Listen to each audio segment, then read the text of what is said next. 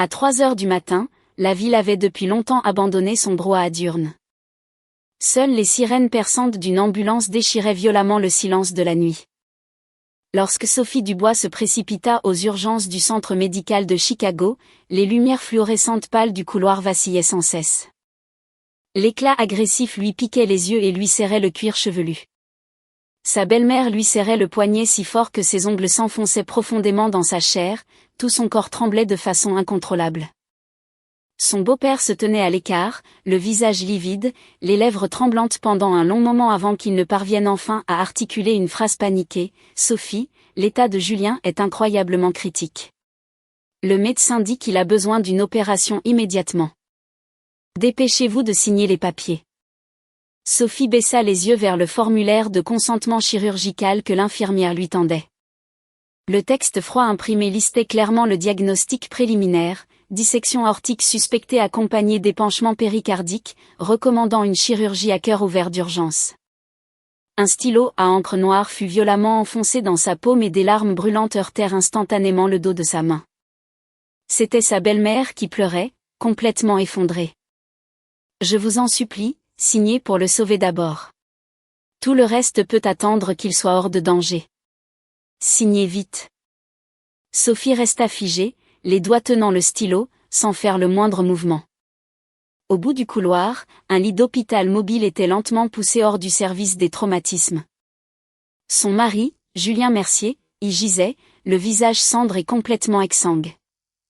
Un masque à oxygène était serré sur son nez et sa bouche, et 2 poches de perfusion pendaient à côté de lui. Il semblait complètement sans vie. Une femme vêtue d'un long trench-coat beige courait étroitement derrière le lit.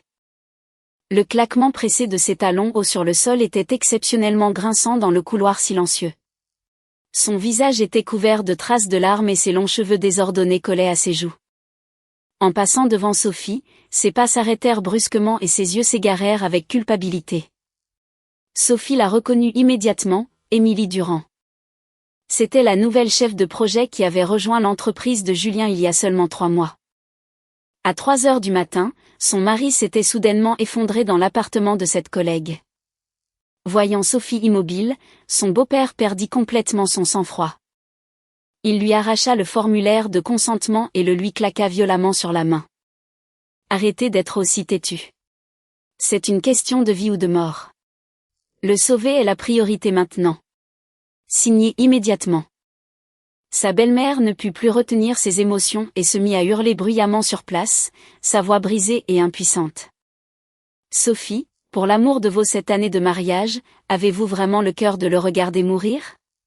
Signez. » Le regard de Sophie était fixé sur le formulaire de consentement chirurgical. La pointe de son stylo planait au-dessus de la ligne de signature vierge pour les membres de la famille, complètement immobile. Quelques secondes plus tard, elle posa simplement le stylo. Elle sortit son téléphone de sa poche, alluma l'écran, ouvrit une capture d'écran du rapport de laboratoire qu'elle avait sauvegardé plus tôt et tendit le téléphone directement devant le visage de son beau-père. « Papa, ne paniquez pas encore. Regardez attentivement les résultats de l'analyse sanguine de votre fils avant de décider si je dois signer ceci. » Son beau-père se pencha immédiatement sur l'écran. Ses yeux auparavant anxieux se contractèrent soudainement sous le choc. Les pleurs de sa belle-mère s'arrêtèrent brusquement, et elle se pencha rapidement pour regarder aussi. Au moment où elle vit clairement les données, elle ne put s'empêcher de halter. Que signifient ces chiffres? Sophie retira son téléphone. Son ton était calme, mais il résonnait clairement dans tout le couloir des urgences. Le potassium est à 2,8 milliequivalents par litre. Le sodium est à 158. Le chlorure est à 119. Le bicarbonate est à 32. Sa clairance de la créatinine n'est que la moitié de la norme pour un adulte normal. Ce n'est absolument pas un problème d'épanchement péricardique, comme le suggère le rapport préliminaire. C'est une hypokaliémie et une hypernatrémie sévère compliquée par une alcalose métabolique accompagnée d'une insuffisance rénale aiguë. Émilie Durand se précipita vers elle sur ses talons hauts, le visage livide, son ton rempli d'une forte résistance défensive. « Quel droit avez-vous de diagnostiquer son état au hasard? Les médecins suspectent une dissection aortique. Qu'est-ce que regarder un rapport d'analyse sanguine peut prouver? Vous n'êtes même pas médecin. Sophie leva les yeux et la regarda froidement et fermement. Qui vous a dit que je n'étais pas médecin? L'air autour d'eux se figea instantanément, devenant si silencieux qu'on aurait pu entendre une épingle tomber. Émilie la regarda, ses lèvres s'ouvrant et se fermant plusieurs fois, mais elle ne put prononcer un seul mot. Les mains du beau-père tremblèrent violemment, de façon incontrôlable. Le formulaire de consentement chirurgical glissa de ses doigts et tomba doucement sur le sol. La belle-mère trébucha lourdement en arrière, le bas de son dos heurtant les chaises métalliques froides de la salle d'attente. Les pieds métalliques des chaises raclèrent le sol, produisant un grincement perçant. Quelques infirmières à la porte du service des traumatismes jetèrent un coup d'œil, évaluèrent la situation et se retirèrent silencieusement à l'intérieur. Sophie se pencha, ramassa le formulaire de consentement par terre, en épousseta la poussière et le remit sur le comptoir du poste des infirmières. Elle se tourna vers l'infirmière de garde et parla d'un ton stable, très professionnel et parfaitement logique. Informez immédiatement le chirurgien cardio-thoracique de garde de suspendre l'opération. Le remplacement intraveineux de potassium doit être strictement contrôlé à moins de 10 000 équivalents par heure. Surveillez la diurèse du patient en continu. Maintenez le patient en position couchée, la tête du lit élevée à 20 degrés. Suspendez tout produit de contraste. Ses reins ne peuvent pas gérer la charge métabolique en ce moment. L'infirmière resta stupéfaite pendant 3 secondes, ne s'attendant clairement pas à ce qu'un membre de la famille émette des directives médicales aussi professionnelles. Une fois qu'elle eut assimilé l'information, elle se retourna immédiatement et courut dans le service des traumatismes pour exécuter les ordres médicaux. Le couloir vide retrouva son silence, ne laissant que le bip rythmique du moniteur patient à l'intérieur de la pièce. Émilie se tenait à 3 pas de Sophie, ses mains serrant ses propres poignets si fort que ses phalanges blanchissaient. Elle tenta d'ouvrir la bouche pour se défendre plusieurs fois, mais ne parvint finalement pas à prononcer une seule syllabe. Sophie se tourna vers son beau-père affolé. Son ton ralentit, mais chaque mot était clair et énergique. « Papa, je veux vous demander, à quelle heure Julien a-t-il quitté la maison ce soir ?» Son beau-père ouvrit la bouche, la gorge serrée, incapable de faire un son pendant un long moment. Les pleurs de sa belle-mère furent brusquement coupés dans sa gorge, son corps tremblant légèrement. Il a dit qu'il avait une urgence au travail. Il a pris un appel à 22h30 et s'est précipité dehors. Sophie hocha légèrement la tête, exposant la vérité la plus flagrante. À 3h du matin, il s'est effondré dans l'appartement de sa collègue, Émilie Durand. Cette collègue a rejoint l'entreprise il y a seulement 3 mois et est sa chef de projet direct. Vous avez tous les deux reçu un appel de l'hôpital au milieu de la nuit, vous êtes précipités, et votre première réaction a été de me forcer à signer pour une chirurgie à cœur ouvert pour le sauver. Dès le début, aucun de vous n'a demandé pourquoi il se trouvait chez une collègue tard dans la nuit. D'autres familles en attente dans le couloir tournèrent discrètement la tête pour regarder le groupe. Émilie recula inconsciemment d'un demi-pas, son talon au claquant sèchement sur le carrelage. Une sueur froide couvrit le front du beau-père, son expression agitée et mal à l'aise. La belle-mère tendit une main tremblante, essayant d'attraper le bras de Sophie pour arranger les choses. Sophie, ce n'est vraiment pas le moment de s'attarder sur ces choses. Le sauver est ce qui compte le plus. Sophie s'écarta doucement, laissant sa main ne saisir que l'air. Maman, je n'ai jamais dit que je ne le sauverais pas, mais avant d'autoriser toute procédure, je dois comprendre le contexte complet de ce qui s'est passé. Ce rapport sanguin a été prélevé au moment où il a été amené aux urgences. Les résultats étaient prêts à 3h40 du matin. Il est maintenant 4h10 du matin. Je suis arrivée à l'hôpital à 3h50 du matin. Pendant les 20 dernières minutes, j'ai soigneusement vérifié chaque paramètre de ces tests. La pomme d'Adam de son beau-père monta et descendit continuellement, son expression devenant encore plus tendue. Émilie éleva soudainement la voix, son ton aigu, portant un grief et une défensive délibérée. Que essayez-vous de dire? Insufflez-vous que j'ai délibérément retardé son traitement? Je suis plus inquiète pour la sécurité de Julien que quiconque. Sophie la regarda droit dans les yeux, chaque phrase frappant au cœur. Vous êtes inquiète? si vous êtes si inquiète, pourquoi avez-vous attendu plus de 20 minutes après qu'il se soit effondré dans votre appartement avant d'appeler le 911? Vous êtes inquiète? Alors pourquoi le journal d'appel supprimé sur votre téléphone montre-t-il que c'est vous qui avez appelé Julien à 22h07 ce soir? Vous êtes inquiète? Pourquoi sur la photo de team building de l'entreprise d'il y a 3 jours, seul vous et Julien portez-vous des sweats à capuche de couple assortis? Tout le sang quitta instantanément le visage d'Émilie, le laissant d'un blanc fantomatique. Vous m'avez secrètement enquêté? Sophie ignora sa question. Elle tendit la main, prit le stylo noir sur le poste des infirmières et retira le capuchon. Son beau-père la regarda attentivement, le cœur battant la chamade. Sa belle-mère retint sa respiration, n'osant pas faire un autre bruit. Un instant plus tard, Sophie remit le capuchon du stylo et le posa. Maman, papa, je peux signer ce formulaire de consentement chirurgical. Mais avant de le signer, j'ai besoin que vous me donniez une réponse définitive devant tout le monde ici. Si Julien s'en sort vivant, comment comptez-vous gérer la situation entre lui et Émilie? Les lèvres de son beau-père tremblèrent continuellement, évitant délibérément la question. Qui a-t-il à gérer? Ce ne sont que des collègues ordinaires, un superviseur et un subordonné. Ne vous inquiétez pas trop. Sophie répéta ces 2 mots tandis que son regard balayait lentement ses beaux-parents et se posait finalement sur le visage paniqué d'Émilie. Collègues ordinaires.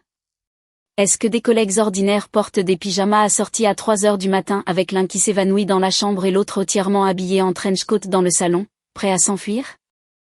Le corps d'Émilie vacilla violemment, et elle tendit rapidement la main pour se soutenir contre le mur pour à peine rester debout. Comment saviez-vous que nous portions des pyjamas? Sophie ignora sa panique et se tourna pour regarder le voyant rouge lumineux de la salle de traumatologie. Maman, vous n'avez cessé de me presser de signer les papiers pour le sauver et de m'occuper de tout le reste plus tard. Eh bien, laissez-moi vous dire clairement ce que ce « tout le reste » implique réellement. Une infirmière sortit précipitamment de la salle de traumatologie, tenant les derniers résultats de laboratoire et se dirigea rapidement vers Sophie. Docteur, le potassium du patient est tombé à 2,6. Son rythme cardiaque est de 140 et il présente de fréquentes extrasystoles ventriculaires. Votre plan de traitement précédent? Sophie scanna rapidement la feuille de laboratoire et émit immédiatement une directive médicale ajustée. Suivez le plan original. Le remplacement de potassium par voie intraveineuse ne doit pas dépasser le taux standard. Administrez simultanément une solution orale de chlorure de potassium à prendre toutes les 2 heures. Surveillez en permanence les indicateurs de gaz du sang. Apportez-moi également son rapport d'échographie. L'infirmière hocha immédiatement la tête, retournant dans la pièce pour obtenir le rapport. Émilie perdit finalement tout contrôle et demanda sèchement, « Qui êtes-vous exactement? Quel droit avez-vous de donner des ordres aux médecins et infirmières de cet hôpital ?» Sophie tourna lentement la tête et la regarda droit dans les yeux, déclarant clairement son identité. « Je m'appelle Dr Sophie Dubois. J'ai obtenu un doctorat en médecine de la Johns Hopkins University School of Medicine et j'ai effectué ma résidence en cardiologie. Je suis actuellement cardiologue senior ici au Chicago Medical Center. Je viens de rentrer de congé maternité en juin dernier et je pratique normalement. Lorsque Julien a rejoint votre entreprise, il a répertorié mon occupation comme entrepreneur indépendant sur son profil RH. Il m'a dit à l'époque qu'être médecin était une profession trop intimidante et que si ses collègues le savaient, il pourrait être traité différemment, rendant son travail difficile. Je voulais être attentive à ses sentiments. J'ai donc accepté de cacher ce que je faisais réellement. Rétrospectivement, je suppose que mon vrai travail aurait été bien trop gênant pour son mode de vie. Les jambes de son beau-père lâchèrent et il s'effondra lourdement sur la chaise d'attente. La chaise laissa échapper un grincement sourd. Les yeux de sa belle-mère s'écarquillèrent, son expression complètement vide, incapable de traiter les informations que Sophie venait de révéler. Le visage d'Émilie passa du pâle au gris cendre, tout son corps rigide. « Impossible, murmura-t-elle. Vous inventez tout cela. » Sophie ralluma l'écran de son téléphone, ouvrit l'annuaire des médecins sur le site officiel du Chicago Medical Center et le tendit au visage d'Émilie. « Vous pouvez le vérifier vous-même. Docteur Sophie Dubois, cardiologue senior, spécialisé dans les arythmies, les déséquilibres électrolytiques et les maladies critiques aiguës. La photo d'identité professionnelle sur la page était d'une clarté cristalline. Elle portait une blouse blanche sans maquillage, et la petite taupe caractéristique près du coin de son œil était clairement visible. Émilie fixa la taupe sur la photo. 3 secondes plus tard, elle leva les yeux pour rencontrer ceux de Sophie, et toute la force quitta instantanément son corps, la laissant affaler contre le mur. Sa belle-mère revint soudainement à la réalité, attrapa le bras de Sophie et parla d'un ton frénétique et suppliant. « Sophie, j'ai été folle. J'ai eu tort. S'il vous plaît, sauvez Julien. Je vous en supplie. Sauvez-le. » Sophie baissa les yeux vers la main qui serrait sa manche. Il y avait encore des traces d'ingrédients de cuisine sous les ongles de sa belle-mère. Il y a 8 ans, lorsqu'elle et Julien se sont mariés, sa belle-mère s'est plainte de son milieu social modeste et n'a contribué que $3000 à leur fonds de mariage, chipotant sur chaque détail. Il y a 4 ans, alors que Sophie se préparait pour ses examens médicaux, sa belle-mère a publiquement rouspété que les femmes qui étudiaient autant étaient inutiles et qu'elles devraient simplement se concentrer sur le fait d'avoir des enfants. L'année dernière, lorsque Sophie a donné naissance à leur fille, sa belle-mère, obsédée par l'idée d'avoir un petit-fils, l'a poussée à arrêter l'allaitement et à retourner travailler pour gagner de l'argent avant même que sa récupération post-partum ne soit complète. Au fil des ans, Sophie avait avalé tous ses griefs sans jamais prononcer un seul mot de plainte. Sophie retira doucement et délicatement la main de sa belle-mère de sa manche. « Maman, je le sauverai parce que je suis médecin et que sauver des vies est mon devoir. Mais je ne signerai absolument jamais ce formulaire de consentement pour une chirurgie à cœur ouvert. Son état n'a rien à voir avec une dissection aortique. Il n'a pas besoin que sa poitrine soit ouverte. Le traitement le plus critique en ce moment est de corriger rapidement le déséquilibre électrolytique. Une fois que ces signes vitaux se seront stabilisés, nous ferons un scanner surrénalien pour écarter la cause profonde. Vous êtes-vous déjà demandé pourquoi il souffrirait soudainement d'une syncope hypokaliémique sévère dans l'appartement d'une autre femme à 3 heures du matin? Des pas pressés résonnèrent au bout du couloir. Le chirurgien cardiothoracique de garde arriva avec 2 internes, leurs blouses blanches flottant derrière eux. Au moment où le chirurgien senior vit Sophie, il marqua clairement une pause, son ton rempli de surprise. « Docteur Dubois, pourquoi êtes-vous ici? Ce patient est-il un membre de votre famille ?» Sophie sauta les politesses et lui tendit directement les rapports de laboratoire, expliquant succinctement l'état. Patient Julien Mercier, 32 ans, syncope soudaine à 3 heures du matin. Le dépistage initial exclut une maladie cardiaque structurelle, les résultats des gaz du sang indiquent une hypokaliémie et une hyponatrémie sévère, une alcalose métabolique, suspecte fortement un hyperaldostéronisme primaire. Doit être dépisté pour un adénome surrénalien. Le chirurgien de garde scanna rapidement la feuille de laboratoire, comprit immédiatement et leva un sourcil. Le potassium est tombé à 2,6. Cela exclut définitivement l'évaluation cardiaque préliminaire. Nous annulerons immédiatement la chirurgie à cœur ouvert. Le ton de Sophie était décisif. Transférez le patient à l'unité de soins intensifs cardiaques. Je superviserai personnellement et prendrai en charge ses soins de suivi. Le médecin de garde hocha immédiatement la tête et chargea les internes de réviser les ordres médicaux. Le beau-père se leva soudainement de sa chaise, le visage plein de choc. Il n'a plus besoin d'opération? Alors, mon fils est-il hors de danger? Papa? Le ton de Sophie était calme, frappant directement le point principal. Son risque le plus fatal en ce moment n'est pas le liquide autour de son cœur. C'est son potassium critiquement bas. Une hypokaliémie persistante peut déclencher une fibrillation ventriculaire à tout moment. Si cela se produit, son cœur battra de manière irrégulière et finira par s'arrêter complètement. Tous mes traitements actuels visent à reconstituer rapidement son potassium pour stabiliser ses signes vitaux. Quant à savoir pourquoi il a soudainement développé une hypokaliémie sévère, vous pourrez lui demander vous-même une fois qu'il se réveillera. Émilie était recroquevillée dans l'ombre du couloir, l'ourlet de son trench coat tremblant légèrement. Les portes de la salle de traumatologie s'ouvrirent lentement. Julien fut sorti en douceur. Son visage était toujours affreux et gris, mais la forme d'onde de son rythme cardiaque sur le moniteur avait progressivement commencé à se stabiliser. Il força à peine ses paupières à s'ouvrir, sa vision floue se posant sur Sophie, ses pupilles tressaillirent légèrement, ses lèvres s'ouvrant et se fermant faiblement, son souffle faible et ténu. Sophie. Sophie. Sophie se tenait exactement là où elle était, son expression vide. Sa belle-mère se jeta immédiatement au chevet, lui tenant la main fermement et pleurant amèrement. Émilie sortit de l'ombre, voulant s'approcher du lit, mais s'arrêta de peur. Son beau-père se tenait à l'écart, se frottant les mains à plusieurs reprises, hésitant à parler, son expression incroyablement complexe.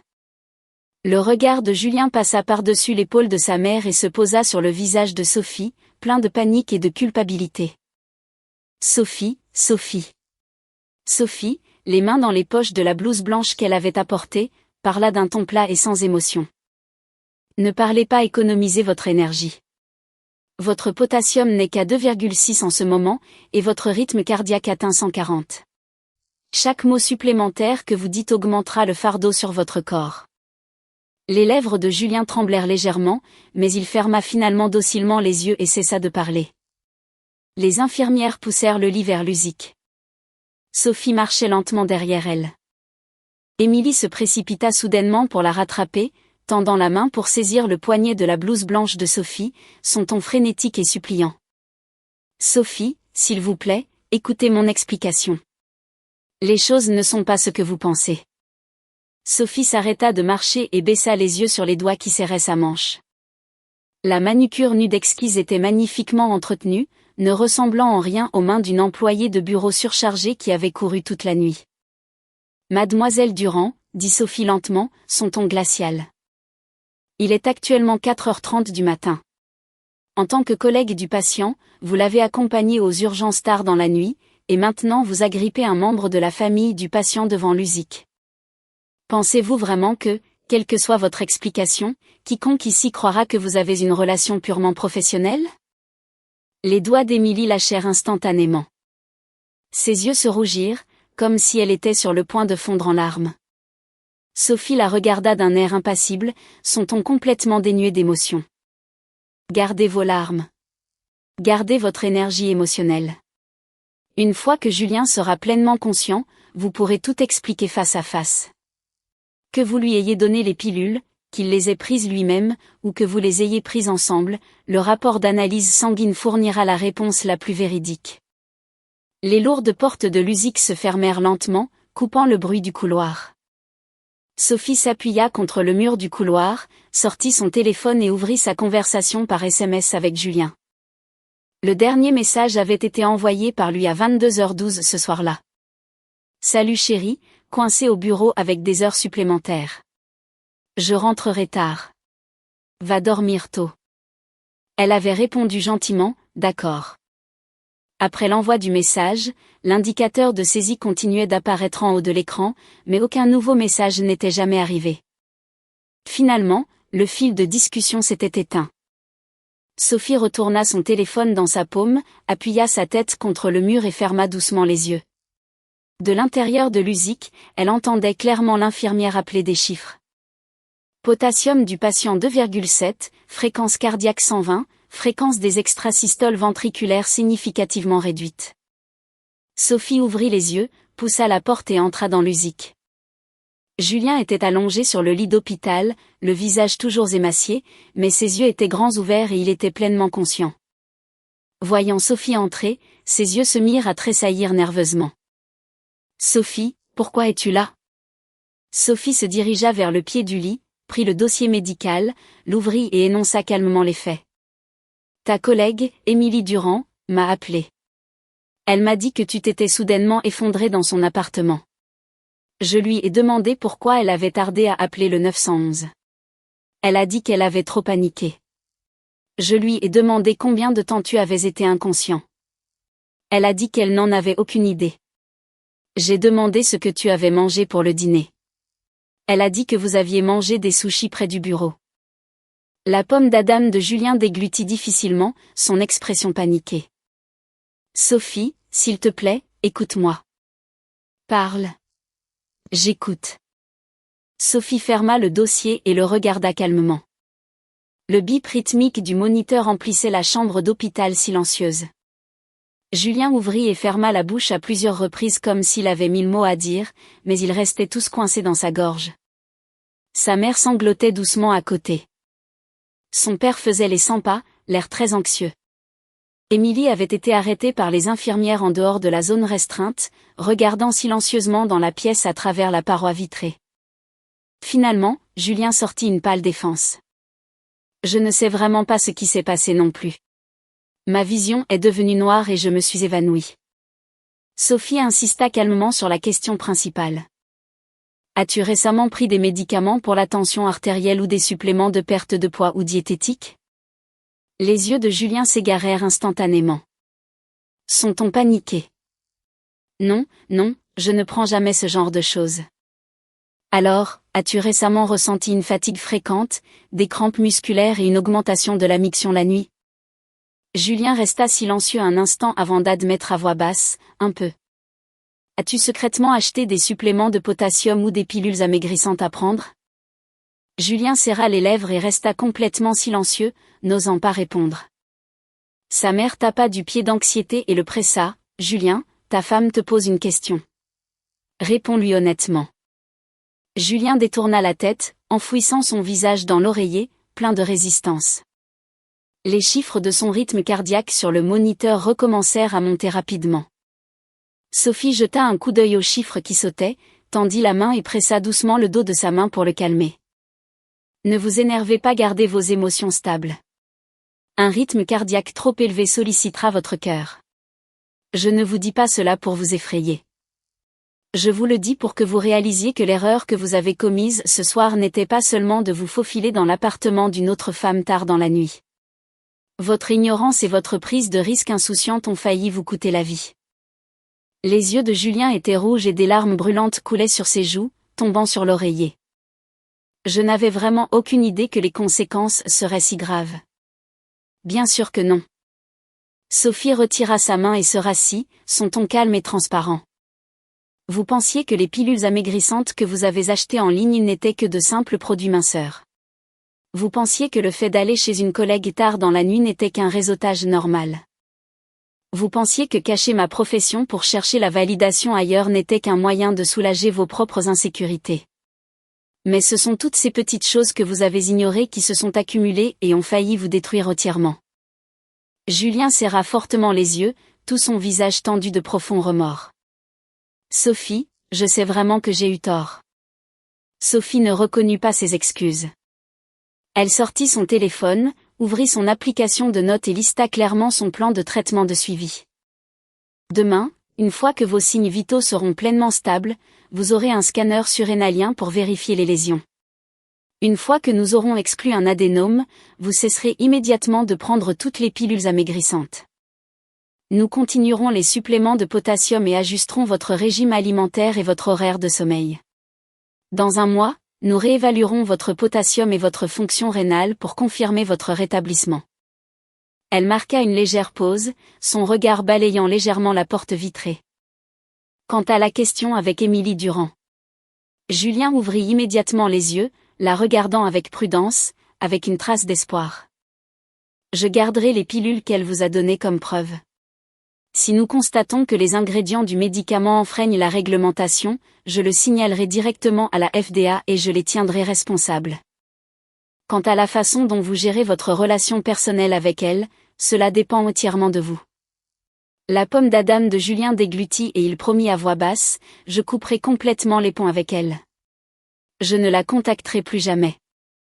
C'est votre affaire privée. Je n'interférerai pas. Je ne suis responsable que de la guérison de votre corps. Le désordre que vous avez fait dans vos relations est quelque chose que vous devez régler vous-même. Le ciel à l'extérieur commença progressivement à s'éclaircir.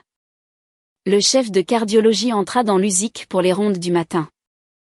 Il scanna rapidement le dossier, vérifia les données de surveillance et se tourna vers Sophie. Docteur Dubois, merci d'avoir veillé toute la nuit. Le patient est stable maintenant. Je vous laisse les soins de suivi. Sophie hocha légèrement la tête en réponse.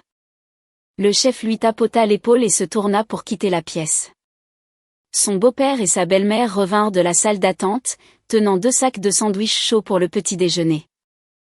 Les yeux de sa belle-mère étaient rouges et gonflés. Elle posa soigneusement le petit déjeuner sur la table de nuit, parlant d'un ton flatteur. « Sophie, vous avez travaillé toute la nuit. Mangez quelque chose pour vous remplir l'estomac. »« Merci, maman, mais je n'ai pas faim. » Sa belle-mère retira maladroitement sa main, n'osant pas dire un autre mot. La chambre d'hôpital retomba dans le silence. À un moment donné, Émilie s'était discrètement éclipsée. Les couloirs de l'hôpital étaient vides, seul le bruit du personnel de nettoyage passant la serpillière résonnait clairement dans le calme du matin. Sophie s'appuya contre la fenêtre, regardant l'aube se lever lentement à l'horizon. Son téléphone vibra 2 fois de suite. C'était un message d'Émilie. Le premier message, « Je suis désolée. » Le second message, « Julien et moi n'avons vraiment aucune relation inappropriée. Vous devez me croire. » Sophie jeta un coup d'œil au texte, fit glisser la notification et ne répondit pas. Le soleil du matin se leva lentement, projetant une lumière dorée sur les murs blancs de l'USIC. Julien dormait profondément dans le lit, sa respiration régulière, son taux de potassium remontant à 3,1.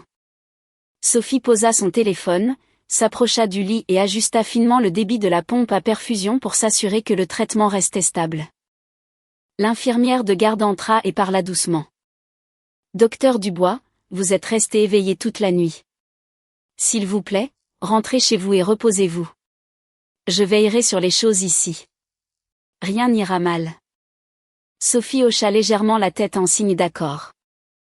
En atteignant la porte de la chambre, elle jeta un dernier regard à Julien endormi. Ses sourcils étaient toujours fortement froncés. Elle ne s'attarda pas, se retournant et sortant de l'USIC. Le couloir était calme et frais. Son téléphone vibra à nouveau. C'était un autre message d'Émilie. « Sophie, je peux tout vous expliquer en personne. Quand êtes-vous libre ?» Sophie glissa son téléphone directement dans sa poche, ignorant le message. Les portes de l'ascenseur s'ouvrirent lentement. Elle entra et appuya sur le bouton du hall. Alors que l'ascenseur descendait, elle ferma les yeux, repensant à tout ce qui s'était passé cette nuit-là. Les lumières dures des urgences, le formulaire de consentement chirurgical froid, les chiffres anormaux de l'analyse sanguine, les visages paniqués de ses beaux-parents, les dissimulations délibérées d'Émilie, le visage pâle de Julien, et les événements absurdes de la fin de nuit. D'innombrables images s'entremêlaient et se chevauchaient, se figeant finalement sur la note médicale qu'elle avait écrite dans le dossier. Le patient nie toute intimité physique extraconjugale. Incapable de fournir une explication raisonnable pour avoir été seul dans l'appartement d'une collègue tard dans la nuit et s'être évanoui. L'ascenseur sonna et arriva au premier étage. Sophie ouvrit les yeux et sortit des portes de l'hôpital. La brise matinale portait une légère fraîcheur, dissipant l'épuisement d'une nuit blanche. Les chariots de café dans la rue fumaient, et les navetteurs matinaux sortaient des stations de métro. La ville reprenait vie. Sophie s'arrêta à l'entrée, sortit son téléphone et envoya un SMS à Julien. « Je rentre à la maison m'occuper de notre fille d'abord.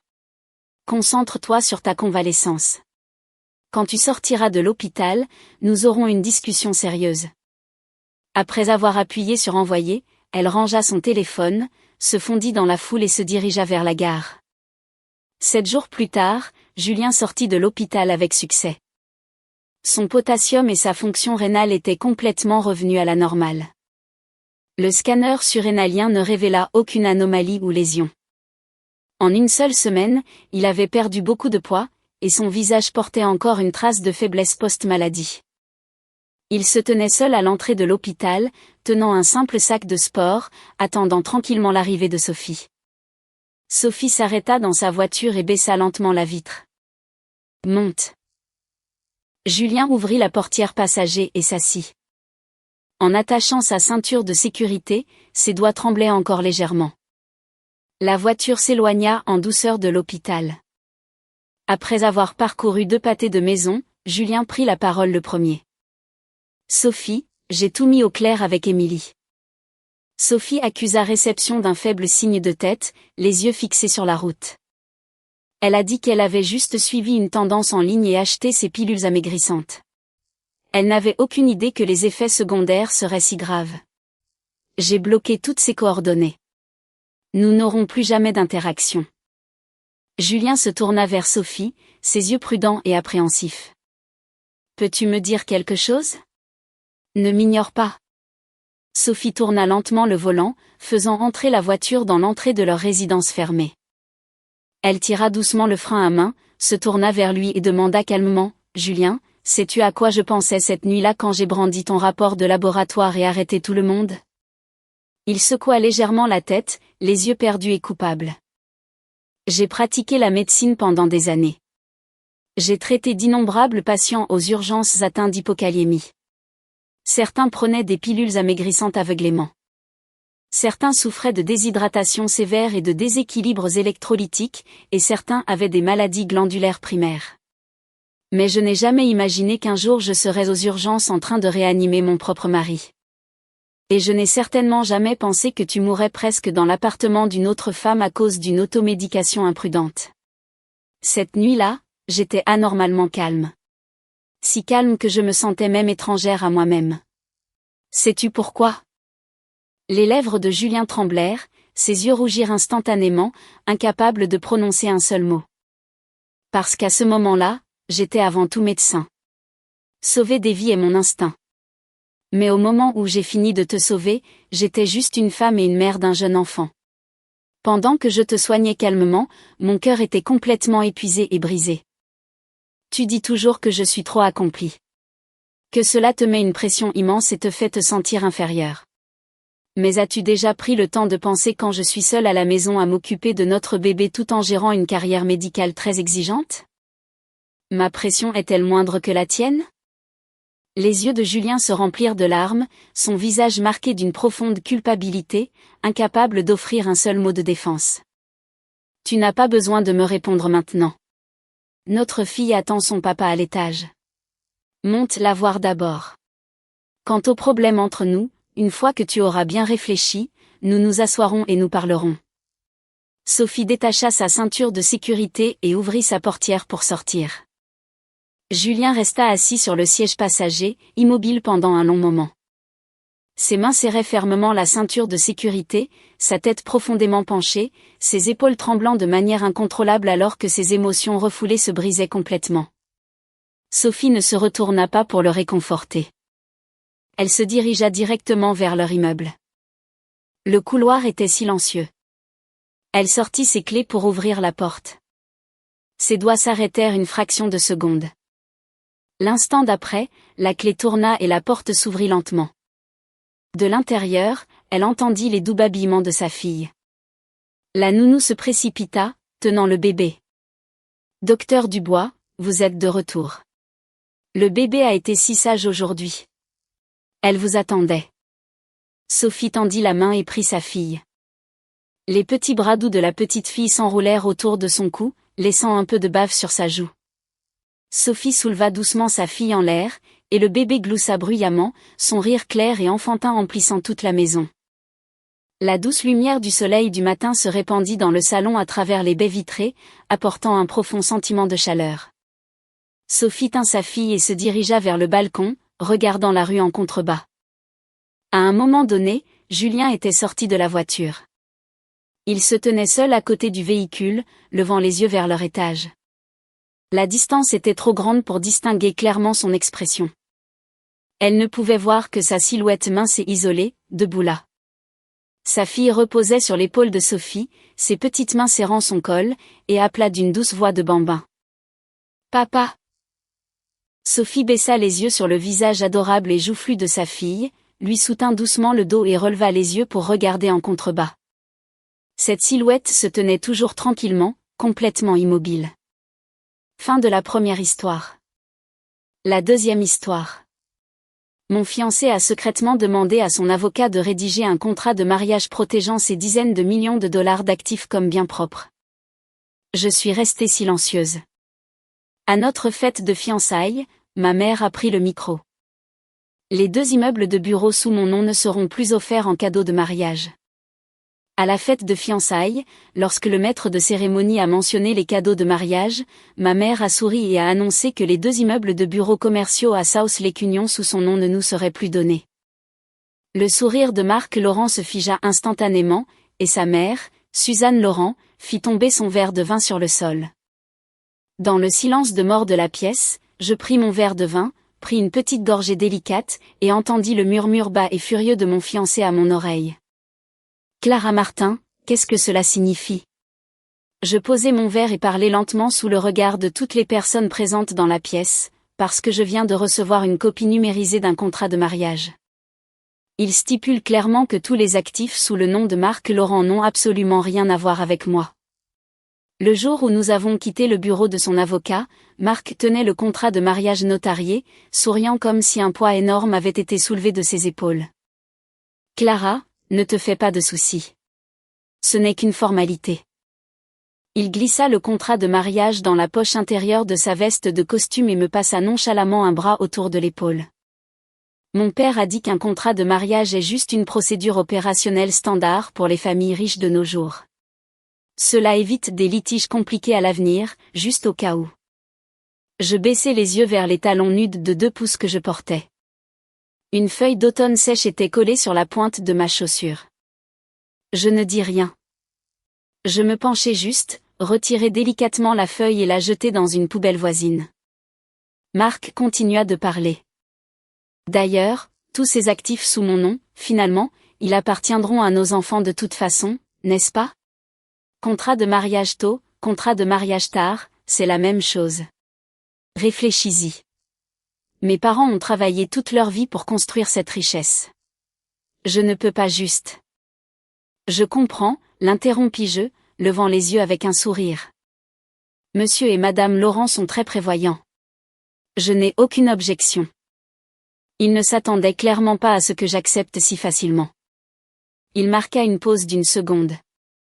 Puis son visage s'illumina d'un grand sourire et il me serra plus fort l'épaule. Je savais que tu étais la plus compréhensive. Allez, je t'emmène dans ce restaurant de sushi dont tu parlais. La brise d'automne soufflait vers nous, portant l'odeur de l'herbe sèche et des feuilles. Je le suivis vers le parking, fixant son dos. Il mesurait 1,80 m, portait un costume impeccable et sur mesure. Il était entièrement enveloppé dans l'aura d'un jeune homme d'élite et prospère. Marc Laurent était en effet considéré comme un excellent parti. À 32 ans, son père, Richard Laurent, dirigeait une entreprise de matériaux de construction de taille moyenne, et Marc lui-même possédait une chaîne de 2 centres de fitness en centre-ville. Entre ses biens immobiliers, ses voitures, ses actions et ses fonds communs de placement, il prétendait valoir des dizaines de millions de dollars. Honnêtement, je pensais que cette estimation était probablement conservatrice. Mais tout cela, exactement comme le contrat de mariage qu'il venait de me remettre, n'avait absolument plus rien à voir avec moi. Clara, à quoi penses-tu? Il se retourna pour me regarder, levant légèrement un sourcil. Tu as l'air un peu distraite aujourd'hui. Rien, juste un peu fatiguée. Je fis quelques pas pour le rattraper. Je n'ai pas bien dormi la nuit dernière. Nerveuse? Il afficha un sourire taquin. Demain, c'est la fête de fiançailles. Tu es la star du spectacle. Tu dois être à ton meilleur. Je dis simplement, oui. Il m'ouvrit la portière de la voiture. En me penchant pour me glisser sur le siège passager, j'aperçus le contrat de mariage qu'il avait nonchalamment jeté sur le siège arrière, une épaisse enveloppe estampillée de lettres dorées. Il pensait probablement que c'était le plus haut niveau de respect qu'il pouvait me témoigner. Je ne lui avais pas dit que ma mère m'avait appelé la veille. Son ton au téléphone était aussi plat que si elle parlait du temps. Clara, je prévois de faire un changement de dernière minute à tes cadeaux de mariage demain. Je voulais juste te prévenir. Je portais un masque facial à l'époque et marmonnai un « d'accord ». Ma mère fit une pause, puis ajouta « Marc a-t-il fait ce contrat de mariage ?» Oui. Il y eut un silence de 2 ou 3 secondes à l'autre bout du fil, puis ma mère laissa échapper un léger rire. Le rire était très faible et bref, mais j'y entendis quelque chose de différent. Très bien, ça marche. Dors un peu. N'arrive pas demain avec des cernes sous les yeux. L'appel se termina. J'enlevai mon masque facial et fixai mon visage dans le miroir pendant très longtemps. Marc Laurent avait notarié ses dizaines de millions d'actifs. Richard et Suzanne Laurent hochèrent la tête en signe d'approbation à côté de lui, louant la clairvoyance de leur fils. Ils ne me demandèrent jamais mon avis. Ils m'informèrent simplement, Clara, signez juste ici. J'ai signé du début à la fin. Je n'ai jamais fait de scandale parce que je savais qu'à la fête de fiançailles de demain, quelqu'un d'autre allait faire un scandale pour moi. Le dîner de fiançailles officiel a eu lieu au Fairmont, en centre-ville. Richard Laurent avait réservé la plus grande salle de bal et installé 20 tables. J'ai été réveillée à 6 heures du matin pour commencer ma coiffure et mon maquillage. Marc avait fait venir un styliste spécial de Los Angeles, quelqu'un qui était censé coiffer des célébrités pour leur mariage. La fille qui me regardait dans le miroir était recouverte de cosmétiques coûteux, ses traits méticuleusement affûtés et définis, ressemblant à une poupée de porcelaine parfaitement arrangée. Mademoiselle Martin, votre peau est impeccable, a complimenté la styliste en appliquant mon blush. Vous serez absolument la plus belle mariée de la salle aujourd'hui. J'ai souri mais n'ai pas répondu. Mon téléphone a vibré sur la coiffeuse. C'était un SMS de ma meilleure amie Chloé. Tiens bon, ma belle. J'ai apporté 3 téléphones aujourd'hui. J'enregistre tout sous tous les angles pour préserver les preuves. J'ai répondu par un simple « OK » et j'ai posé mon téléphone face cachée. À mi-chemin de mon maquillage, Marc a poussé la porte et est entré. Il portait un costume croisé bleu marine foncé. Ses cheveux étaient parfaitement lissés en arrière. Il avait l'air incroyablement confiant et rayonnant. Il s'est penché, a vérifié mon maquillage et a laissé échapper un léger sifflement. Ma future femme est magnifique. Je l'ai regardée. Où sont tes parents? En bas, il salue les invités. Il a tiré une chaise, s'est assis à côté de moi et a sorti son téléphone pour prendre 2 photos de moi. Au fait, Clara, tu as parlé à ta mère de cette chose d'hier? Quelle chose? Le contrat de mariage. Son ton semblait désinvolte, mais ses yeux étaient un peu tendus. J'avais peur que ta mère n'en parle au dîner et ne rende les choses gênantes. J'ai baissé les yeux, laissant la styliste dessiner mon eyeliner. Je n'ai rien dit. Marc s'est visiblement détendu, mais il a quand même continué à expliquer. Je ne veux pas dire de mal. Je pense juste que c'est quelque chose que nous seuls devons savoir. Impliquer l'ancienne génération ne fait que compliquer les choses. De plus, ce contrat de mariage ne te vise pas. C'est juste pour le pire des scénarios. Je comprends, ai-je dit. Tu n'as pas besoin d'expliquer. Tu avais raison. Ce qui est à toi et ce qui est à moi avant le mariage. C'est parfaitement juste. Il semblait enfin complètement rassuré. Il s'est penché et m'a embrassé la joue, laissant une légère marque de rouge à lèvres. La styliste a halté et a rapidement attrapé un coton-tige pour réparer mon maquillage. Marc a ri bruyamment et est sorti de la pièce. Au moment où la porte s'est refermée, j'ai fixé mes propres yeux dans le miroir et j'ai soudainement eu l'impression de regarder une étrangère. Était-ce cette Clara Martin obéissante et tranquille qui avait signé les papiers et acquiescé dans le dressing qui était vraiment moi? Ou était-ce juste que tout le monde supposait que Clara Martin était censée agir ainsi? Ma mère est arrivée juste avant 11 heures. Elle portait une robe en soie vert émeraude, ses cheveux élégamment relevés, et de très belles boucles d'oreilles en jade. Lorsqu'elle est entrée dans la suite nuptiale, la mère de Marc, Suzanne, me tenait la main, me faisant la leçon sur les règles de la famille Laurent. Elle me disait comment je devais prioriser la famille une fois mariée, comment nous devions avoir des enfants dès que possible, et comment je devais être plus compréhensif parce que le travail de Marc était si exigeant. En voyant ma mère entrer, Suzanne a immédiatement affiché un large sourire et s'est dirigée vers elle pour la saluer. « Ah, Victoria, vous êtes là. Venez vous asseoir. Vous avez l'air si éclatante aujourd'hui. » Ma mère a échangé quelques politesses, son regard me balayant, ses lèvres bougèrent légèrement, mais elle ne dit pas un mot. Suzanne a repris son bavardage. « Oh, ces deux-là sont enfin arrivés à ce jour. Notre Marc a toujours été si exigeant depuis qu'il est petit.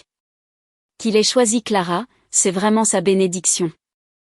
Ma mère a pris une tasse de thé sur la table, a pris une gorgée et a dit d'un ton froid et indifférent, « Oui, épouser la famille Laurent, c'est clairement un mariage d'ascension pour Clara. » Le sourire de Suzanne se figea un instant, mais elle retrouva rapidement son calme et continua à coordonner chaleureusement les places assises. Marc s'approcha et salua ma mère. Ma mère le regarda, hocha la tête, puis me tira à part. Elle me chuchota à l'oreille, « Reste juste là et ne dis pas un mot aujourd'hui. N'essaie pas d'arranger les choses. » Je regardai les quelques cheveux argentés à ses tempes, et soudain mon nez me piqua. Le nom de ma mère était Victoria Martin. Elle possédait et exploitait 3 cliniques de spa médical haut de gamme en centre-ville. Ses actifs fixes combinés valaient facilement 3 fois la valeur nette de l'entreprise de construction de Richard Laurent. Mais Marc Laurent ne savait rien de tout cela. La famille Laurent savait seulement que Clara Martin était une simple professeure d'art au lycée.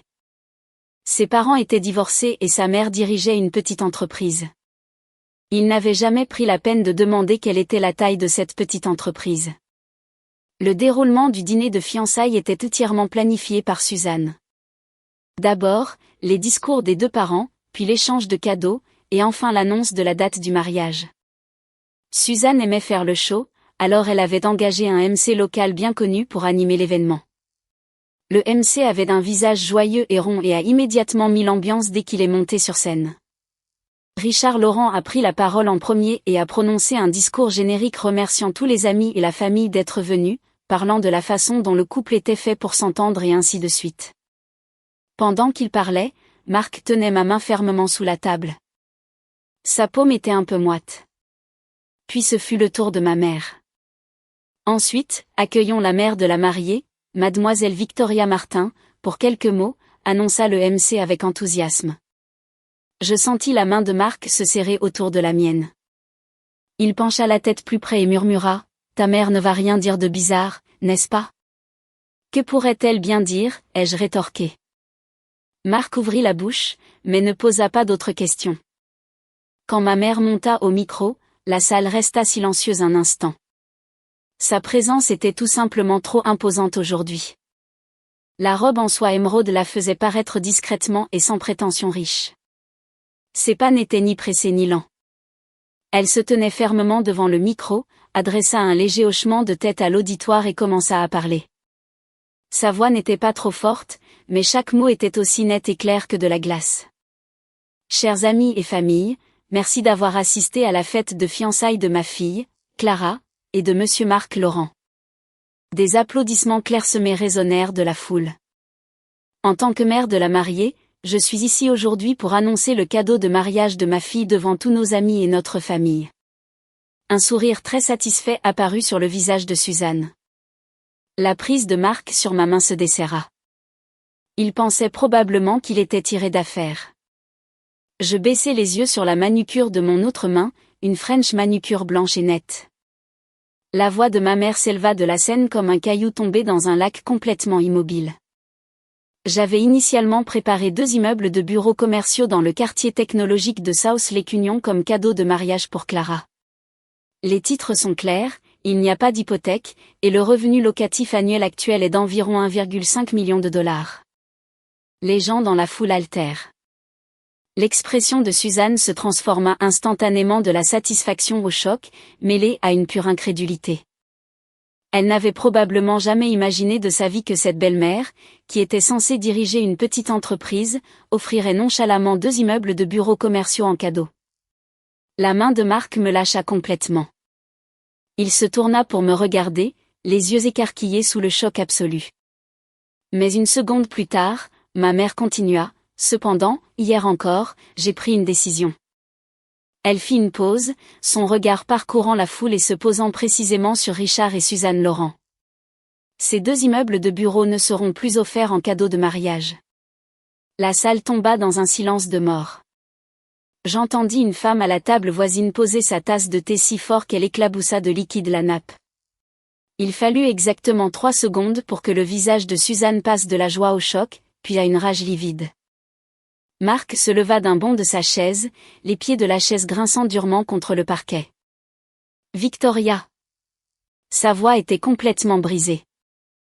Ma mère se tenait sur scène, complètement imperturbable, souriant chaleureusement comme si elle commentait le beau temps. La raison est très simple. Puisque Monsieur Marc Laurent vient de conclure un contrat de mariage hier, protégeant ses dizaines de millions d'actifs entièrement comme ses biens propres. En tant que mère de la mariée, il est tout à fait naturel que j'applique exactement la même norme au cadeau de mariage de ma fille. Après tout, elle fit une pause, articulant chaque mot. Ce qui est à vous, et ce qui est à moi est à moi. C'est parfaitement juste. L'air se transforma en glace solide. Tous les regards se tournèrent vers moi comme une volée de projecteurs. Sous le poids brûlant de leurs regards, je me levai, pris mon verre de vin rouge et en bus une gorgée lente. Suzanne claqua son verre de vin sur la table. Le liquide rouge foncé se répandit sur la nappe blanche comme une vilaine blessure ouverte. Marc tourna brusquement la tête, me fusillant du regard avec des yeux injectés de sang, baissant la voix en un murmure furieux, les dents serrées. Clara Martin, qu'est-ce que votre mère est en train de faire? Vous avez planifié ça toutes les deux juste pour saboter le dîner? Je posai mon verre sous le regard de toute la salle. Je pris enfin la parole. Marc, j'ai une copie numérisée de ce contrat de mariage sur mon téléphone aussi. Tout le sang quitta le visage de Marc en un instant. Il se tenait devant moi, sa silhouette grande et imposante semblant soudainement chancelante et fragile. Ses lèvres bougèrent comme s'il voulait dire quelque chose. Mais je ne lui en donnai pas l'occasion. Je pris ma pochette, sortis mon téléphone et allumai l'écran. S'affichait clairement le PDF numérisé du contrat de mariage. Ces 2 propriétés, 3 voitures, les capitaux propres des 2 gymnases et ses comptes de courtage remplis d'actions et de fonds communs de placement. Chaque élément était listé avec une clarté parfaite et tout en bas se trouvait une phrase en gras. Les actifs ci-dessus sont la propriété prénuptiale unique et exclusive de Monsieur Marc Laurent et resteront séparés de ceux du conjoint. Sa voix semblait étranglée. Quand as-tu? Hier, quand nous sommes revenus du cabinet de l'avocat, tu as jeté l'enveloppe sur le siège arrière de la voiture, dis-je calmement. J'étais assise sur le siège passager et j'ai juste eu l'occasion de me retourner et de la lire. As-tu oublié, Marc? J'ai toujours eu une très bonne mémoire. Suzanne ne put plus rester assise. Elle se leva d'un bond, pointa un doigt directement vers ma mère et cria, « Victoria, quel genre de mère êtes-vous pour dire des choses pareilles devant tous nos amis et notre famille à une fête de fiançailles? Que essayez-vous de faire ?» Ma mère resta sur scène sans bouger d'un pouce, sa voix stable et sans hâte. « Suzanne, je ne fais qu'énoncer un fait. Votre fils a signé un contrat de mariage hier. En tant que mère de la mariée, je retire un cadeau de mariage de valeur égale. Y a-t-il un problème?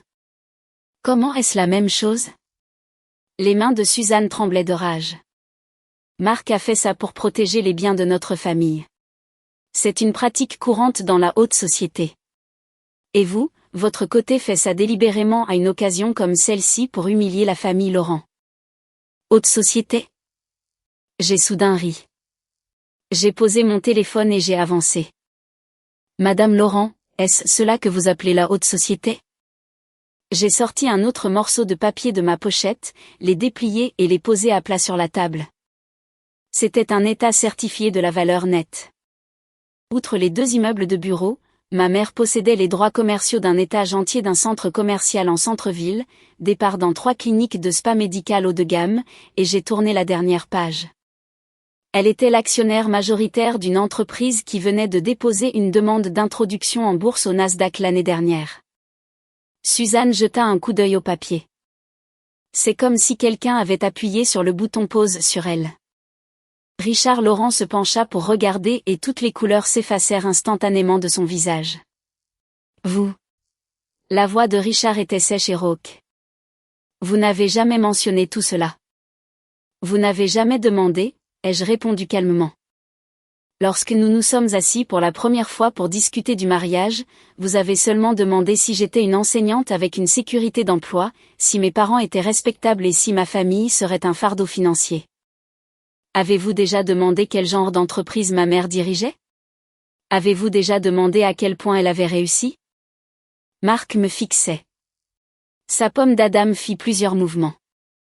Il était trop intelligent. Si intelligent qu'en cette fraction de seconde, il avait déjà reconstitué toute la chaîne logique.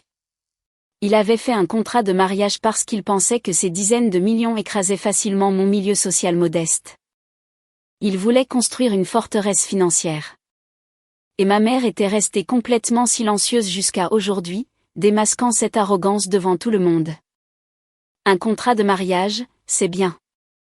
Gardons les choses séparées. Mais sa petite fortune n'était absolument rien comparée à ce que ma mère possédait. Clara. Sa voix s'adoucit soudainement. Il tendit la main pour me saisir le bras. Parlons-en correctement. D'accord. Le contrat de mariage était une erreur de ma part, mais je peux la réparer.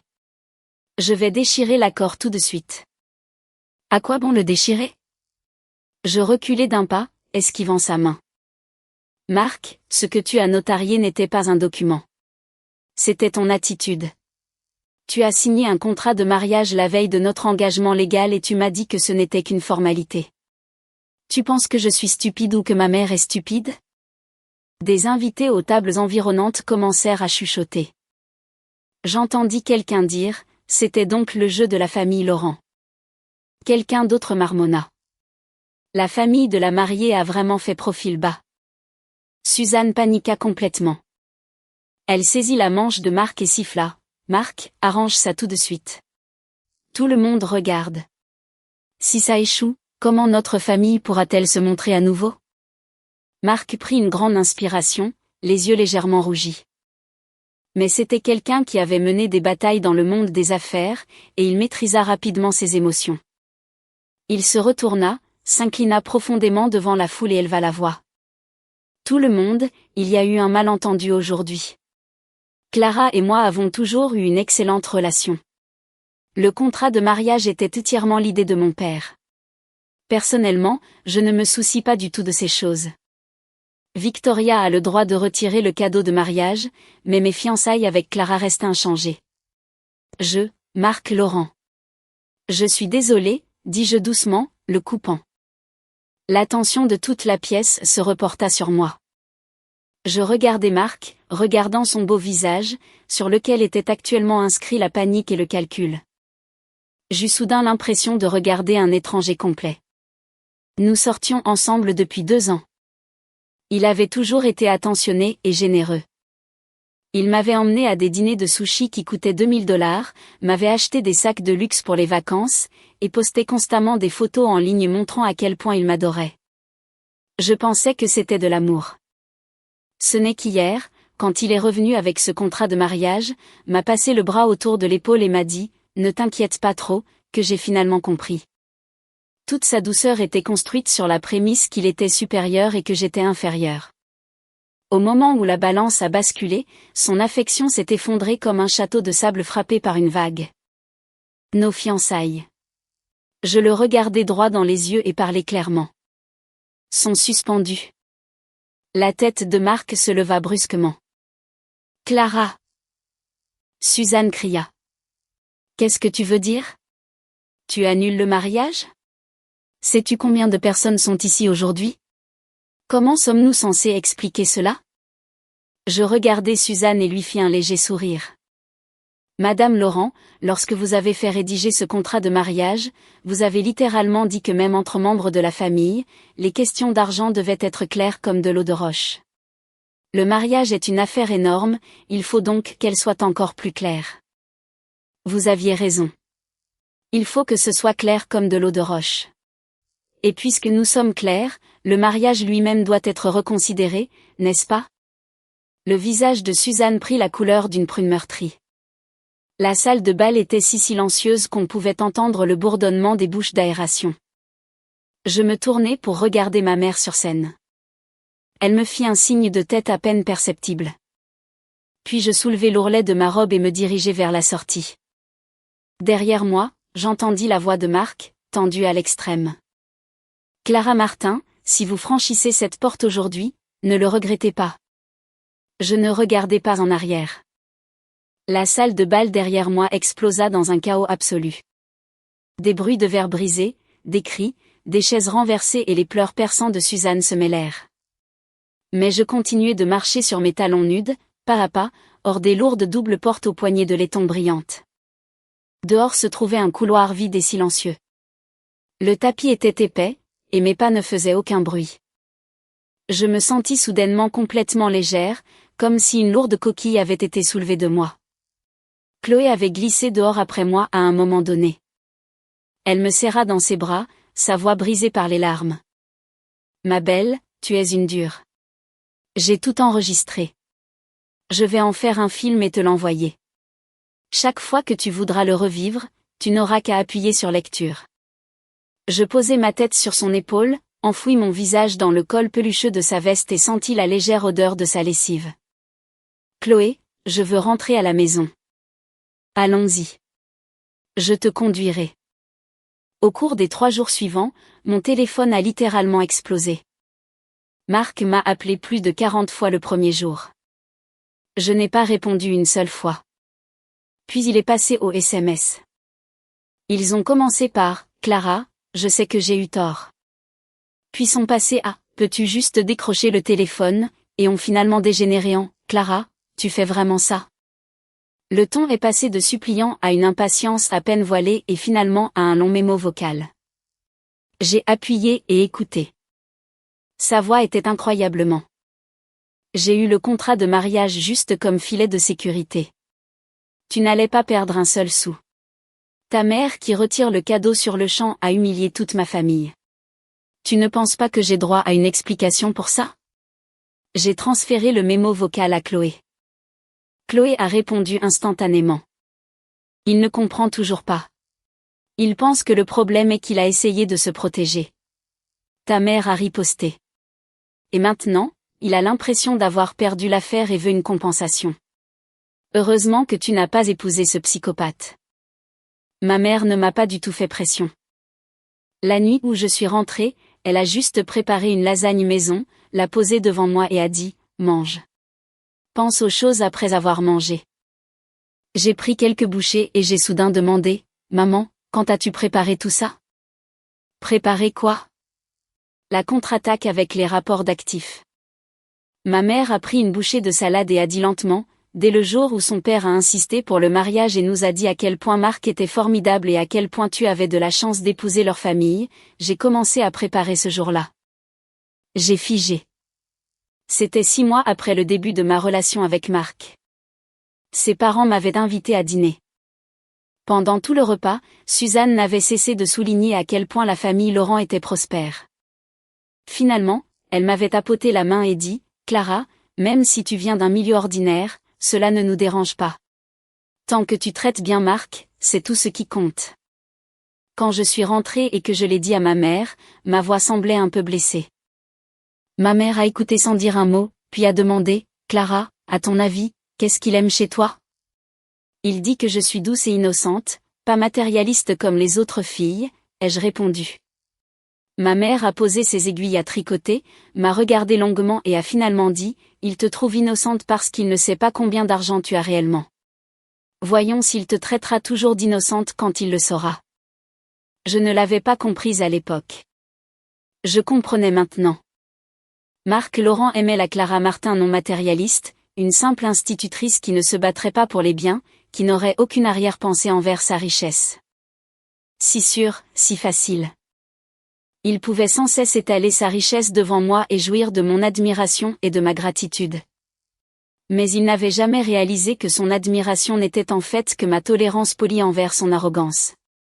Le 4e jour, Richard Laurent m'a personnellement appelé. Le ton du vieil homme était beaucoup plus calme que celui de Marc ou de Suzanne. Il a parlé très poliment. « Clara, j'ai réprimandé Marc ces derniers jours. Le garçon a été imprudent. Que diriez-vous de ceci?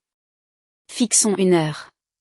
Les 2 familles peuvent s'asseoir et nous pouvons renégocier les cadeaux de mariage.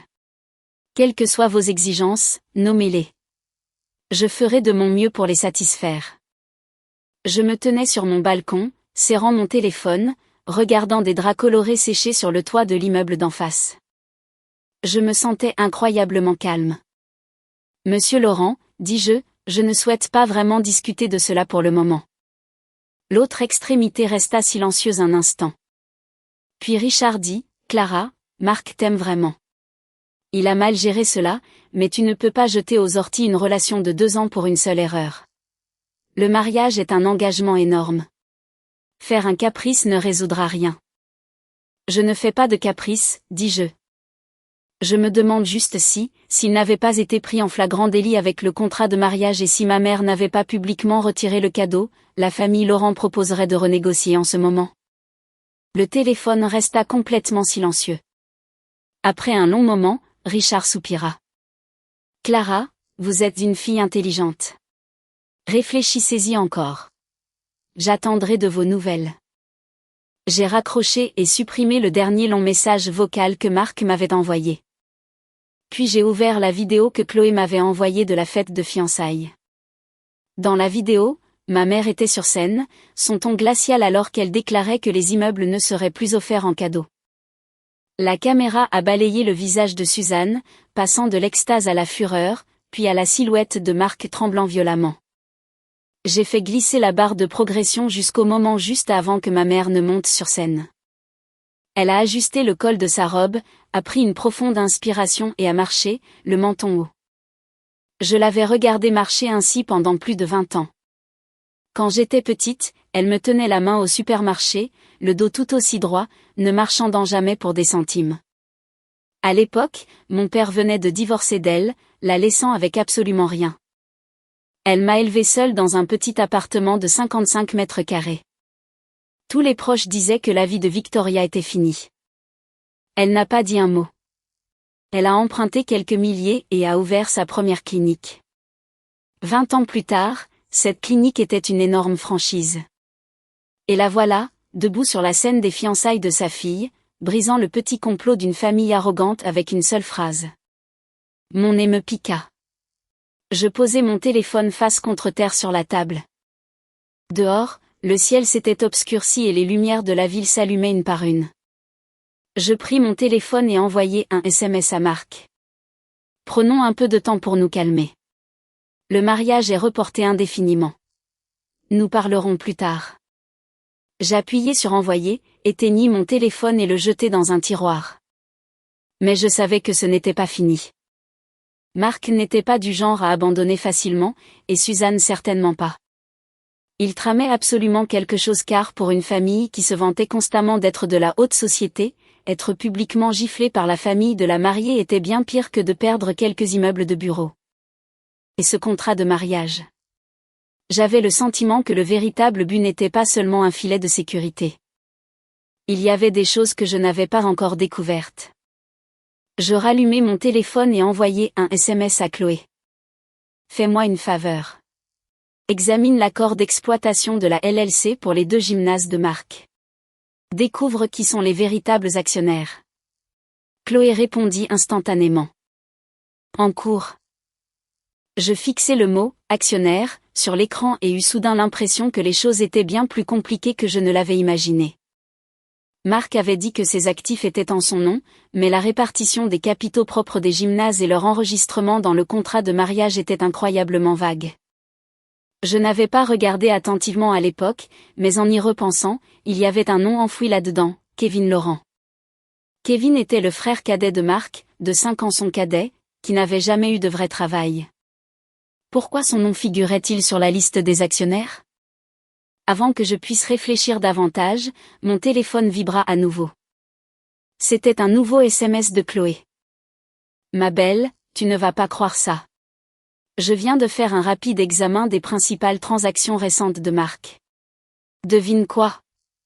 Il a acheté une nouvelle maison à Mersey Island le mois dernier, payée entièrement en espèces, et il l'a mise au nom de sa mère. Un frisson me parcourut l'échine. Les 2 propriétés énumérées dans le contrat de mariage n'incluaient pas du tout cette maison. Ce qui signifie que Marc n'a mis dans ce contrat de mariage que les actifs qu'il voulait que je voie. Il cachait le reste. Chloé travailla plus vite que je ne l'avais jamais imaginé. Le lendemain après-midi, elle fit irruption dans mon appartement, portant son ordinateur portable. Elle ne retira même pas ses chaussures, sauta directement sur mon canapé et s'assit en tailleur.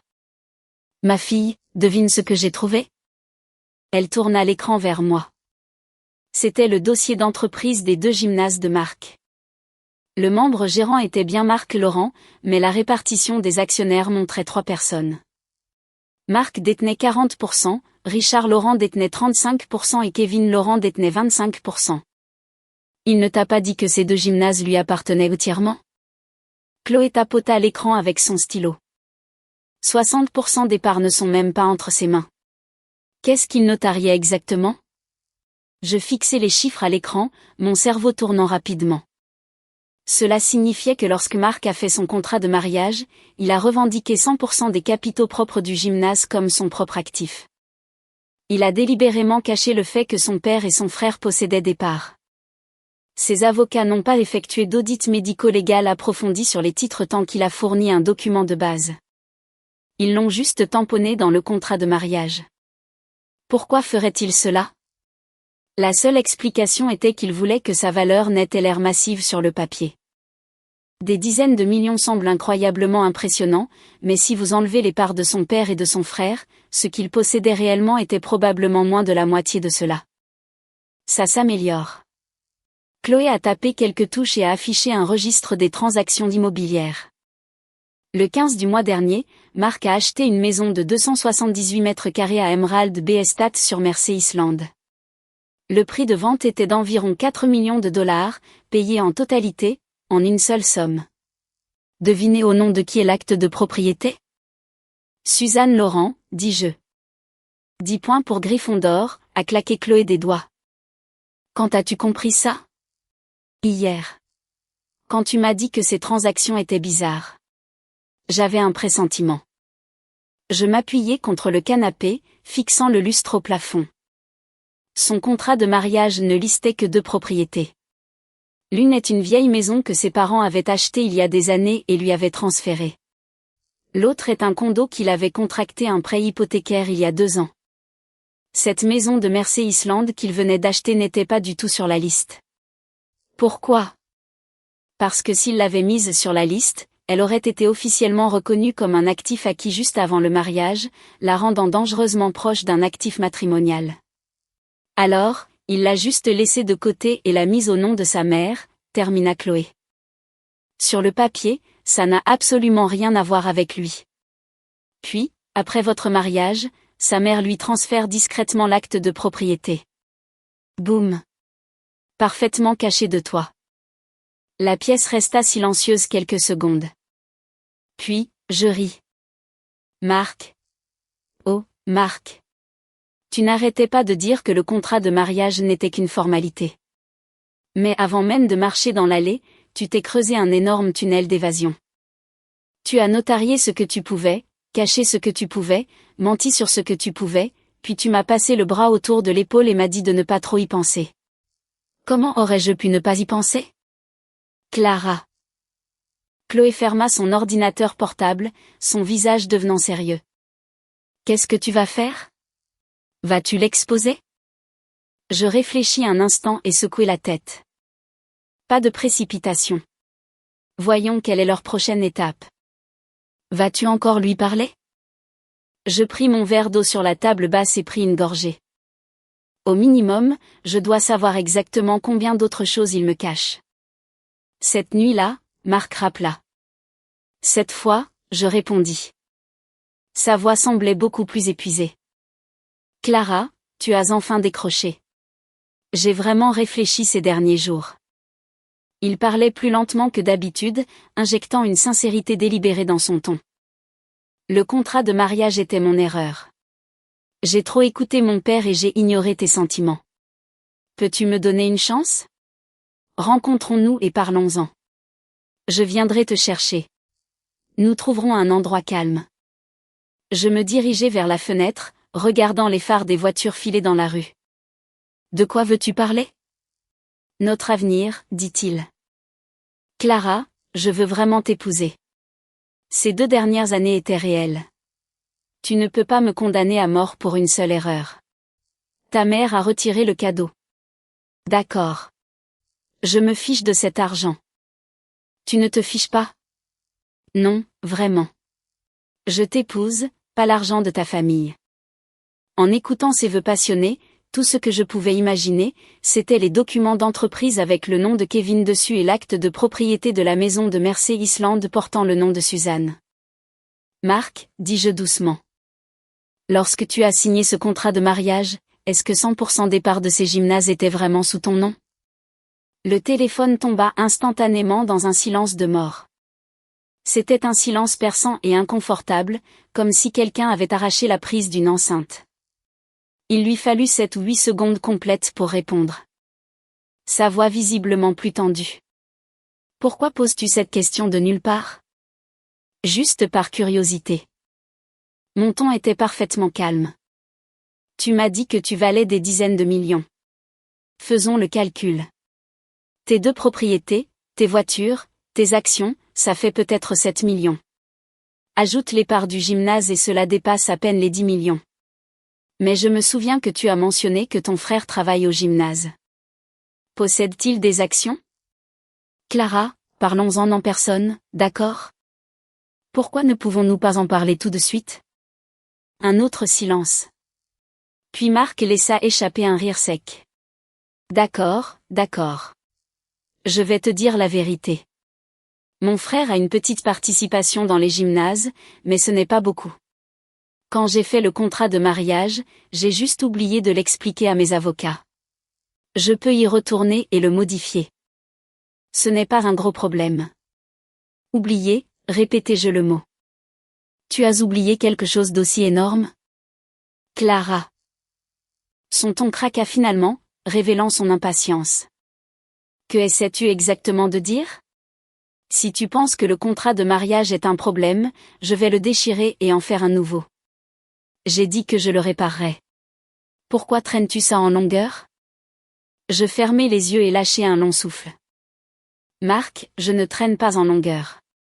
Je viens de réaliser soudainement que je ne pense pas savoir qui tu es du tout. Clara Martin. Il éleva la voix. Arrête de faire toute une histoire pour rien.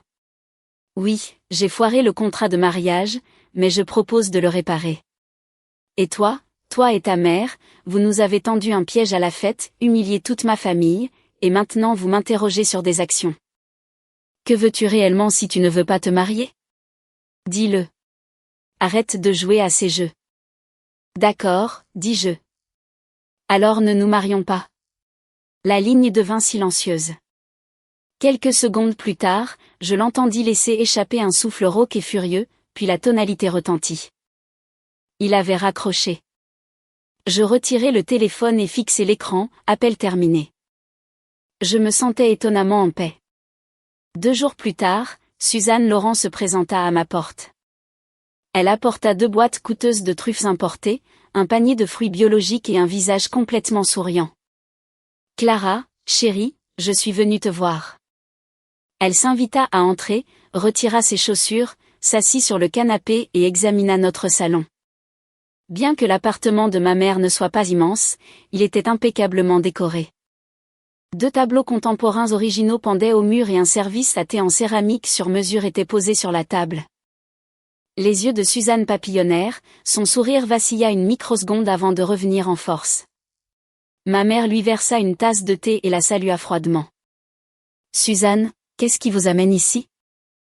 Oh, Victoria, ne soyez pas comme ça. Ai-je besoin d'une excuse pour rendre visite à la famille? Suzanne but une gorgée de thé, ses yeux se fixant sur moi. Clara, as-tu bien dormi? J'étais si inquiète pour toi. Marc a été un idiot et il t'a mise en colère. Je l'ai réprimandé pendant des heures quand nous sommes rentrés à la maison. Je m'assis dans le fauteuil à côté d'elle et ne dis pas un mot. Suzanne ne sembla pas dérangée et continua de parler. Honnêtement, je suis venue aujourd'hui pour arranger les choses. Marc a dit qu'il était prêt à déchirer ce contrat de mariage et à en rédiger un nouveau avec ton nom dessus. Cela te semble juste? Je garantirai personnellement qu'à partir de maintenant, la moitié de tout ce que la famille Laurent possède est à toi. Quand elle dit « la moitié de tout », son ton était empreint d'une condescendance charitable, comme pour dire « voyez à quel point nous faisons des compromis.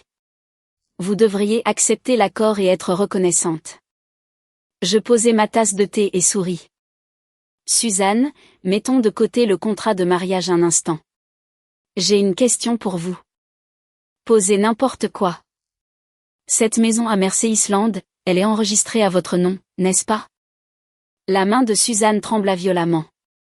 Quelques gouttes de thé chaud éclaboussèrent sa main parfaitement manucurée.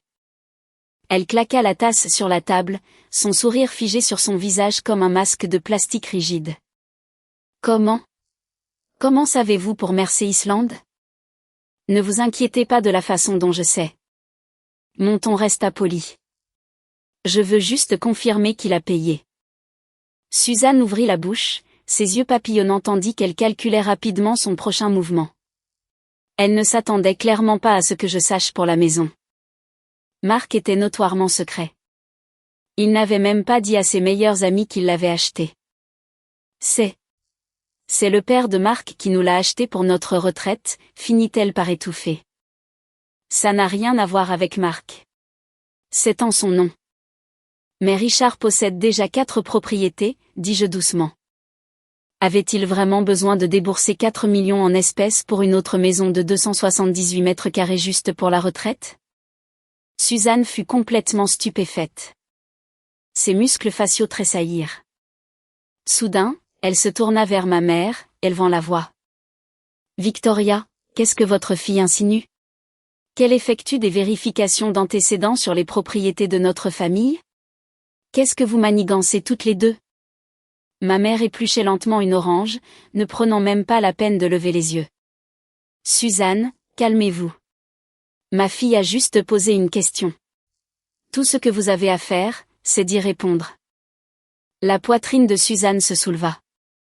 Sous son maquillage parfaitement entretenu, ses vraies couleurs, désespérées, commençaient à apparaître.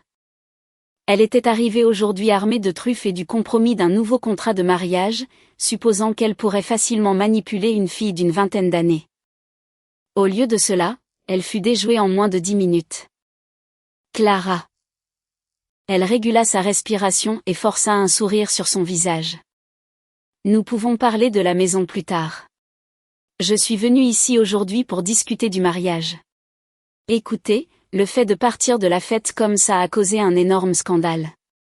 Cela donne une mauvaise image de nos deux familles. Faisons un compromis. Marc déchire le contrat de mariage. Votre mère peut faire ce qu'elle veut de son cadeau. Et nous procédons au mariage. D'accord, Suzanne. Lorsque j'ai quitté la fête, j'ai dit que le mariage était reporté indéfiniment. Le sourire de Suzanne se brisa enfin. Clara Martin, qu'est-ce que vous voulez vraiment? Vous voulez que le contrat de mariage disparaisse? Vous voulez enquêter sur mes propriétés? Et vous voulez retarder le mariage? Essayez-vous de rôtir notre famille à petit feu? Je n'essaie de rôtir personne, dis-je calmement. Je veux juste savoir combien de mensonges Marc Laurent m'a raconté tout en prétendant planifier une vie avec moi. Il a revendiqué les parts de son père et de son frère comme les siennes. Il a secrètement acheté une maison de 4 millions de dollars en espèces et l'a cachée sous votre nom. M'a-t-il jamais mentionné tout cela? Le visage de Suzanne passa du rouge au blanc, puis de nouveau au rouge. Elle balbutia, tordant les pompons de l'oreiller du canapé. La maison, c'était juste à des fins fiscales. Beaucoup de gens riches font ça. Suzanne, la coupez-je. L'évasion fiscale est quelque chose dont vous pouvez parler ouvertement. Mais il m'a dit que son contrat de mariage n'était qu'une formalité. Il a dit que sa valeur nette entière était listée juste là dans ce document, propre et clair. Mais le document lui-même était un mensonge et il cachait encore plus d'actifs complètement hors livre. Suzanne n'en put plus. Elle se leva d'un bond du canapé. Vous faites juste ça pour nous humilier. Laissez-moi vous dire quelque chose, Clara. Marc est une excellente prise. Il n'a pas besoin de mendier une femme. Arrêtez d'agir comme si vous étiez intouchable juste parce que votre mère a de l'argent. Il y a une file de filles qui font le tour du pâté de maison qui attendent d'épouser notre famille. Ma mère posa ses quartiers d'orange épluchés sur une petite assiette. Finalement, levant les yeux vers Suzanne, elle ne dit pas un mot. Elle lui lança juste un regard. Un regard si silencieux et profond qu'on aurait dit fixer un abîme. Suzanne recula involontairement d'un demi-pas, sa voix baissant de quelques décibels. Quoi? Qu'est-ce que vous regardez? Ma mère fit glisser l'assiette d'orange vers elle. Prenez une orange. Ça calme le caractère. Suzanne fixa l'assiette, sa poitrine se soulevant lourdement. Finalement, elle attrapa son sac de Marc, claqua ses talons sur le sol et claqua la porte derrière elle. Le salon tomba dans le silence. Ma mère mit un quartier d'orange dans sa bouche et remarqua nonchalamment, ce n'était que l'acte 1. Elle a certainement un plan de secours. Et juste à temps. Mon téléphone vibra. C'était un SMS d'un numéro local inconnu. Mademoiselle Martin, j'ai une copie du contrat immobilier secret de Marc Laurent. Si vous êtes intéressé, retrouvez-moi au Starbucks de South Lake Union demain à 10h. Je fixai le texte. Ma mère se pencha, jeta un coup d'œil et sourit. Tu vois? Acte 2. Le lendemain matin à 10h, je suis entré dans le Starbucks.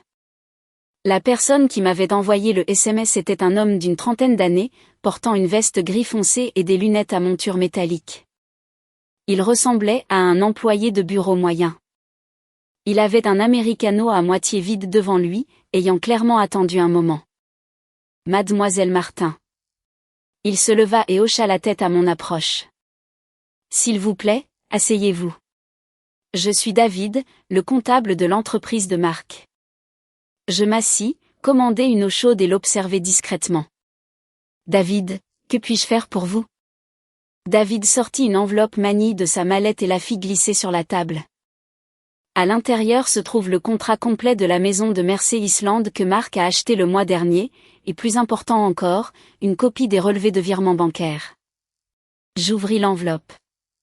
C'était une épaisse pile de papier. Le contrat immobilier était standard. L'acheteur était Suzanne Laurent, payée en totalité en espèces.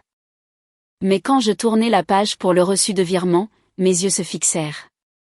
Le virement était de 3,9 millions de dollars, directement de son compte courant personnel vers celui de Suzanne. Le libellé indiquait « Achat immobilier ». Et exactement un jour avant ce virement, le compte de Marc avait reçu un dépôt de 4 millions de dollars d'une société appelée Apex Holdings. Apex Holdings. Je levai les yeux vers David. David repoussa ses lunettes sur son nez et baissa la voix. C'est une société écran appartenant à Richard Laurent. Elle a été complètement omise du contrat de mariage de Marc. Cet argent a été transféré du compte de l'entreprise vers un compte personnel déguisé en dividende de projet. Mais la réalité est qu'ils utilisent des fonds de l'entreprise pour acheter des biens immobiliers personnels. Je terminai. David hocha la tête. Je suis comptable. Je repère ce genre de choses instantanément. Richard et Marc font ça depuis des années. Ils vident les comptes de l'entreprise par le biais de sociétés écrans, les transfèrent vers des comptes personnels et achètent des biens immobiliers ou des fonds indiciels au nom de Suzanne ou de Kevin. Pour le monde extérieur, ils ont l'air très riches, mais c'est fondamentalement un énorme jeu de coquilles. Je feuilletai les dossiers, tout se mettant en place. Les dizaines de millions d'actifs de Marc étaient fortement gonflés. Une des maisons lui avait été transférée à un taux massivement sous-évalué. Il ne possédait réellement que 40% des gymnases. Ses comptes de courtage étaient pleins, mais une grande partie des fonds étaient sous effet de levier. L'argent existait, mais c'était fondamentalement une éponge humide. Ce qui me glaça encore plus, c'est le fait que les avocats vérifient les déclarations avant de rédiger un contrat de mariage. Si Richard et Kevin possédaient 60% des gymnases, les avocats l'auraient signalé. À moins que Marc n'ait soumis des documents de capitaux propres falsifiés ou temporairement modifiés à ses avocats. David, dis-je en posant les papiers. Pourquoi me dites-vous cela? David resta silencieux un instant avant de répondre, parce que Marc m'a licencié le mois dernier. Il a prétendu que je gérais mal les comptes, mais la vraie raison est que j'ai découvert son détournement de fonds d'entreprise et que je l'en ai averti. Il a paniqué, m'a licencié avec seulement 3 mois d'indemnité de licenciement et a menacé de me mettre sur liste noire dans l'industrie si je parlais. Il but une grande gorgée de son americano et sourit amèrement. J'ai aidé à construire cette entreprise de 3 personnes à 20. C'est ainsi qu'il me récompense. Alors, vous êtes venu me voir pour l'exposer? Pas l'exposer. David secoua la tête. Je pense juste que vous méritez de savoir. Le mariage est un engagement énorme. Vous devez savoir exactement qui vous épousez et quels risques vous prenez. Il poussa l'enveloppe vers moi. Gardez ça. Que vous restiez avec lui ou que vous le quittiez, avoir un moyen de pression ne fait jamais de mal. C'est tout ce que j'ai à dire. Prenez soin de vous, mademoiselle Martin. Après le départ de David, je suis restée longtemps assise au Starbucks. Les gens se pressaient dehors. Une jeune mère poussait une poussette devant la fenêtre, le bébé agitant ses petites mains potelées et gazouillant.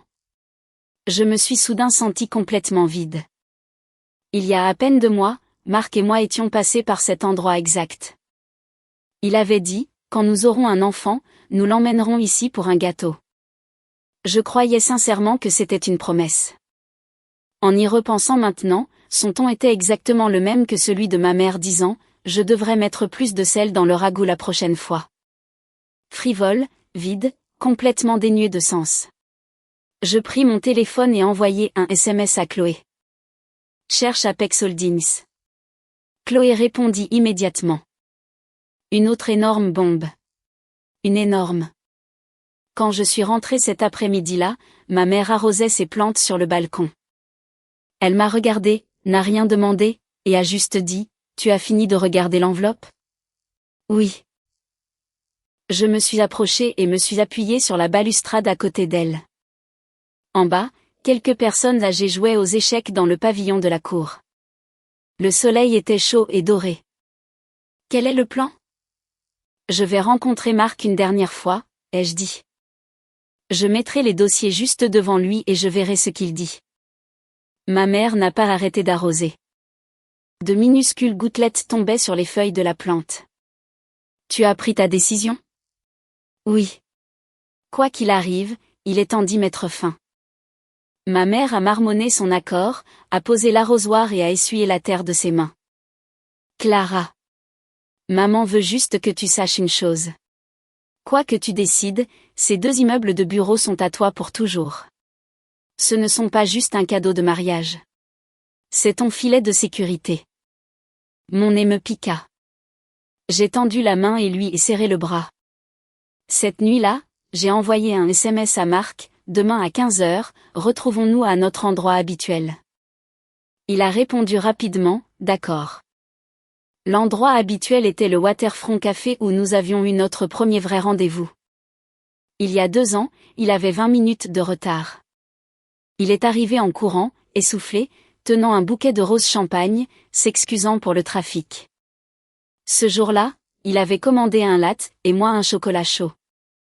Il avait l'habitude de tapoter la table avec ses doigts quand il parlait, et il avait une légère fossette sur sa joue droite quand il souriait. 2 ans avaient passé. Le café était toujours là. On pouvait toujours acheter des roses champagne, mais l'homme assis en face de moi n'était pas le même gars qui était arrivé en souriant ce jour-là. Je suis arrivée, et Marc était déjà là. Il était assis à notre ancienne place près de la fenêtre. 2 boissons étaient sur la table, un chocolat chaud et un latte. Il portait un sweat à capuche gris décontracté, ses cheveux retombant naturellement sur son front au lieu d'être lissés en arrière comme à la fête. Il avait l'air plus jeune, presque comme s'il essayait délibérément de recréer l'ambiance de nos premiers jours de rendez-vous. Je me suis assise et j'ai pris le chocolat chaud. La température était parfaite. Il se souvenait de ce que j'aimais boire. Au moins, cela n'avait pas changé. Clara, commença-t-il doucement. J'ai constamment réfléchi à cela ces derniers jours. Le contrat de mariage était mon erreur, mais mon amour pour toi est réel. Si tu es toujours en colère contre moi, punis-moi comme tu veux. Je posai la tasse, plongeai la main dans mon sac, en sortis l'enveloppe manille et la poussai au centre de la table. Regarde ça d'abord. Marc eut l'air confus. Il ouvrit l'enveloppe. Lorsqu'il atteignit la 3e page, ses doigts s'arrêtèrent physiquement de bouger. Lorsqu'il vit le relevé de virement bancaire, il eut l'air d'être cloué à sa chaise. Sa pomme d'Adam remua 2 fois. Il leva les yeux vers moi, un éclair de panique, de culpabilité et d'humiliation furieuse traversant ses yeux. Où as-tu eu ça ? Ça n'a pas d'importance. Dis-moi juste si c'est réel. Les lèvres de Marc se serraient en une fine ligne. Ses doigts frottaient le bord de l'enveloppe. Après un long moment, sa voix tomba dans un murmure. La maison de Mersey Island. Je ne t'ai pas dit parce que mes parents ont insisté. Ils pensaient que le contrat de mariage était déjà clair. Donc, acheter une autre maison au nom de ma mère n'était qu'une couche de sécurité supplémentaire. Je ne pensais pas avoir besoin de te le dire. Cela n'affecte pas notre vie quotidienne. Et les capitaux propres du gymnase? J'ai insisté. Tu as revendiqué les parts de ton père et de ton frère comme les tiennes. Comment as-tu fait passer ça aux avocats? Le visage de Marc devint complètement pâle. Il fixa la table, sa voix devenant plus douce. Avant de faire les papiers, j'ai rédigé une résolution temporaire des actionnaires, leur transférant leur part juste pour les dépôts légaux. Après la signature du contrat de mariage, je les ai retransférés. C'était juste une formalité. Une formalité, répétai-je le mot et ris soudainement. Marc, tu m'as dit que le contrat de mariage était une formalité. Tu as caché la maison parce que tu pensais que ce n'était pas nécessaire de me le dire. Tu as falsifié des documents de capitaux propres et tu as appelé ça une formalité. Chaque mensonge que tu racontes devient une formalité dans ta bouche. Laisse-moi te demander, si nous nous étions mariés et que j'avais secrètement transféré tous mes biens à ma mère, falsifié des documents de capitaux propres et t'avais menti au visage, comment te sentirais-tu? C'est différent. J'ai fait ça pour protéger. Protéger quoi? Je le coupais. Protéger ton avantage pour avoir toujours le dessus dans ce mariage. Te protéger pour que, si jamais tu t'ennuies de moi, tu puisses partir sans perdre un seul sou. Marc leva soudain les yeux injectés de sang. Clara, arrête de me parler comme ça. Je voulais vraiment t'épouser. Ces choses sont justes. Juste quoi? Juste les plans de secours que tu t'es laissés. Je le regardai droit dans les yeux. Marc. Le nombre de plans de secours qu'un homme fait avant de se marier montre exactement à quel point il a confiance dans le mariage. Tu en as fait 3. Le contrat de mariage, la maison cachée, les faux capitaux propres. Comment veux-tu que je croie que tu veux passer le reste de ta vie avec moi? Ses lèvres tremblèrent. Il tendit la main pour me saisir la main. Je me retirai. Clara, donne-moi une chance de plus, s'il te plaît. Je vais déchirer le contrat de mariage. Je vais transférer la maison. Je vais refaire les capitaux propres. Tout sera à ton nom. Je changerai tout tant que tu. Marc. Je l'appelai doucement, comme je le faisais à la fin de nos rendez-vous. T'es-tu déjà demandé si la seule raison pour laquelle tu proposes de tout changer est parce que tu as découvert que ma famille a plus d'argent que toi? Si ma mère gérait toujours une petite entreprise, si elle n'avait jamais retiré ses 2 immeubles de bureaux, serais-tu assis ici à me supplier de tout changer? Il ouvrit la bouche, mais aucun son n'en sortit. Dehors, par la fenêtre, un ferry dérivait lentement sur l'eau, son klaxon résonnant bas et lointain à travers le verre. Je le regardai, sentant qu'il m'était à la fois intimement familier et un complet étranger. Sa façon de parler, sa façon de tapoter la table avec ses doigts, cette fossette sur sa joue, tout cela venait de mes souvenirs. Mais les choses qu'il avait faites, les issues de secours calculées, les couches de tromperie appartenaient à un homme que je ne connaissais pas du tout. Marc, c'est fini. Les mots sortirent beaucoup plus facilement que je ne l'avais prévu. Marc claqua ses mains sur la table et se leva d'un bond de sa chaise. La chaise bascula en arrière et s'écrasa sur le sol. Les autres personnes du café se tournèrent pour regarder, mais ils s'en fichaient. Sa voix était forte et paniquée. Clara, calme-toi. J'ai dit que je le réparerais. Je serai d'accord avec tout ce que tu veux. Que veux-tu d'autre de moi? Dis-moi ce que tu veux que je fasse. Je voulais que tu sois juste honnête avec moi depuis le début. Je me levai et le regardai calmement. Mais c'est impossible maintenant, n'est-ce pas? Il resta figé, sa poitrine se soulevant lourdement. Le soleil de l'après-midi brillait à travers les baies vitrées, projetant une lumière crue sur son jeune visage beau et transparentement désespéré. Je me suis soudain souvenu de la première fois que nous nous sommes rencontrés. Il portait un sweat à capuche gris, debout devant un magasin de boba, souriant et disant « Je vous vois tout le temps à l'atelier d'art d'à côté ». Son sourire était si authentique à l'époque. Maintenant, son sourire cachait un algorithme financier entier.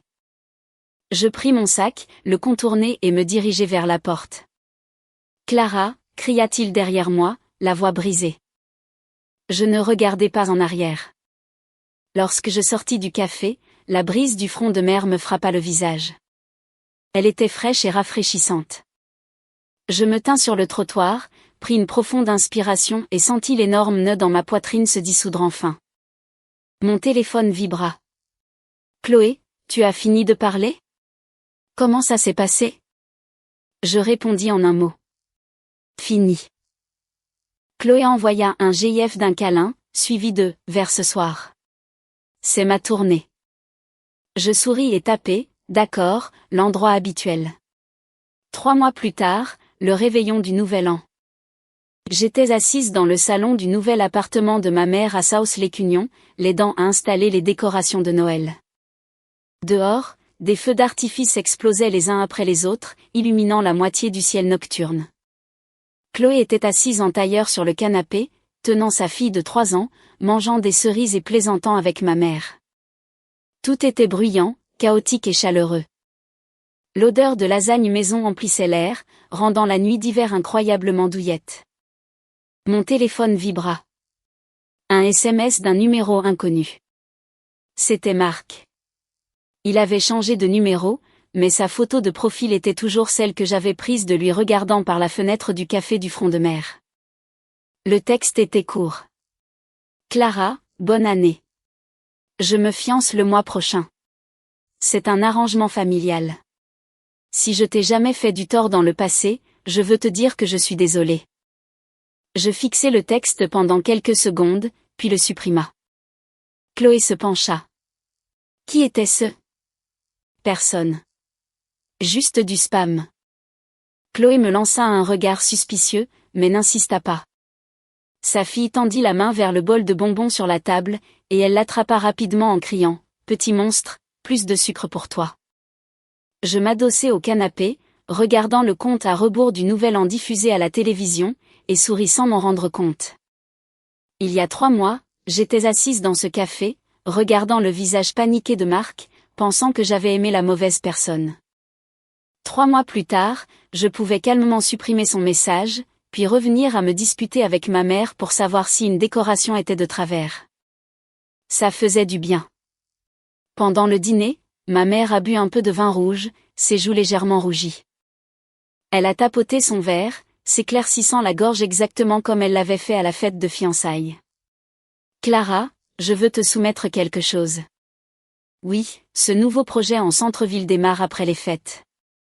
Je ne peux pas tout gérer seule. Voudrais-tu quitter ton poste d'enseignante et venir travailler avec moi ? Je me suis arrêtée, ma fourchette à mi-chemin de ma bouche. Honnêtement, j'y avais pensé. Après la catastrophe avec Marc, j'avais pris un long congé de l'école. C'était comme si quelqu'un avait appuyé sur le bouton pause de ma vie. Je me réveillais naturellement, arrosais les plantes, cuisinais, lisais. Les jours s'étiraient comme du caramel chaud. Mais au sein de cette paix, il y avait un vide. Je savais ce que c'était. C'était le sentiment de n'avoir soudainement plus de direction après 20 ans à me faire dire exactement quoi faire. Quand j'étais enfant, mon père avait dit à ma mère que l'enseignement était le travail le plus sûr pour une fille. Ma mère l'avait cru, alors j'ai obtenu mon diplôme d'enseignante. J'ai obtenu un emploi et j'ai enseigné pendant 4 ans. C'était stable. Ce n'était pas mal, mais ce n'était pas non plus génial. Maman, j'ai posé ma fourchette. Qu'est-ce que le nouveau projet implique exactement ? Les yeux de ma mère se sont illuminés. Elle a laissé tomber un énorme morceau de lasagne dans mon assiette. Je t'y emmènerai demain, et tu verras. Pas de précipitation. Réfléchis-y pendant les vacances. J'ai baissé les yeux et pris une bouchée, sentant que quelque chose en moi venait de s'ouvrir doucement. Les feux d'artifice continuaient de fleurir dans le ciel bleu foncé, se brisant en 1 million d'étincelles brillantes. À ce moment-là, j'ai eu l'impression que la vie de Clara Martin ne faisait que commencer. Après les fêtes, j'ai officiellement démissionné de l'école et j'ai commencé à travailler sur le projet de ma mère. Elle ouvrait un immense centre de santé et de bien-être pour femmes tout en un spa médical, des dépistages de santé, des thérapies, tout cela dans un immeuble de bureaux récemment construit en centre-ville. J'ai pris en charge l'étude de marché et la planification de la marque. Je courais constamment pour examiner les plans avec les designers, négocier avec les fournisseurs et coordonner le flux opérationnel. Les jours s'envolaient et avant que je ne m'en rende compte, c'était le printemps. Un après-midi de début avril, je suis allée sur le chantier pour vérifier l'ossature intérieure. Près de l'ascenseur, je suis tombée sur un gars d'une trentaine d'années. Il portait une veste de travail bleu marine délavée et tenait une énorme pile de plans. Quand il m'a vue, il a reculé d'un demi-pas pour me laisser passer. Je lui ai fait un signe de tête. En nous croisant, j'ai remarqué son badge d'identification épinglé à sa poitrine. Ethan, ingénieur structurel. Après ce jour, j'ai continué à le croiser sur le site. Il était l'ingénieur sur place envoyé par le cabinet d'architectes contractant, supervisant la sécurité structurelle et l'intégrité du bâtiment. Nous nous sommes croisés dans les escaliers de temps en temps. Il ne parlait pas beaucoup. Il se contentait d'un léger hochement de tête et continuait son chemin. Mais un jour, j'ai trébuché sur un câble lâche dans l'escalier. Il montait derrière moi en parlant à un collègue et il a immédiatement tendu la main et m'a saisi le bras, me stabilisant parfaitement. Attention, les lumières sont éteintes sur ce palier. Sa prise était incroyablement ferme, sa paume sèche et chaude. Dès que j'ai retrouvé mon équilibre, il a lâché prise et a reculé. Toute l'interaction a duré moins de 3 secondes. C'était si naturel, on aurait dit que rien ne s'était passé.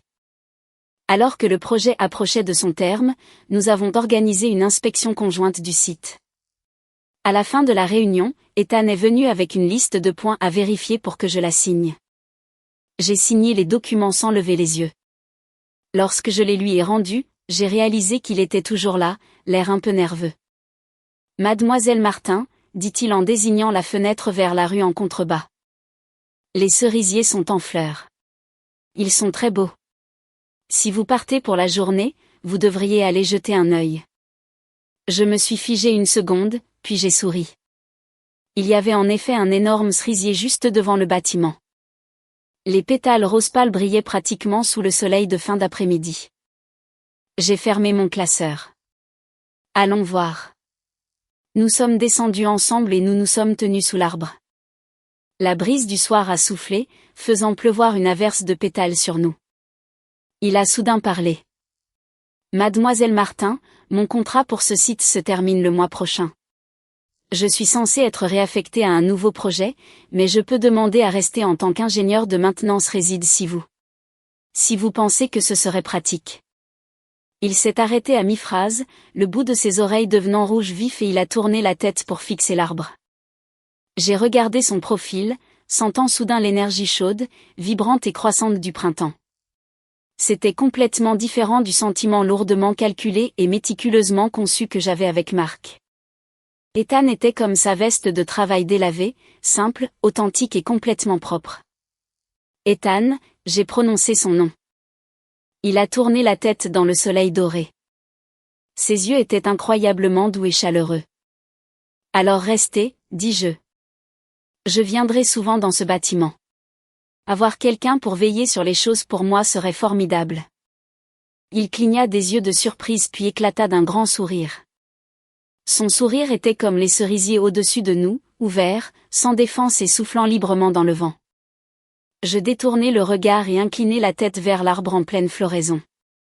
Les pétales tombaient autour de nous. J'eus l'impression qu'une toute nouvelle page de temps s'était enfin tournée.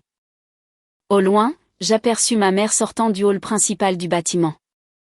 Elle nous repéra sous l'arbre, s'arrêta net et tourna rapidement la tête, faisant semblant de consulter son téléphone. Mais même à 15 mètres, je pouvais voir l'énorme sourire sur son visage. Je baissai les yeux et souris à moi-même. Mon téléphone s'alluma, un SMS de Chloé. Salut, tu es allé sur le site aujourd'hui? Le gars de l'ingénieur t'a déjà acheté un boba? Je répondis, pas encore. Et demain? Je jetai un coup d'œil à Ethan, dont les oreilles étaient encore légèrement rouges, et j'eus soudain l'impression que demain était un jour à attendre avec impatience.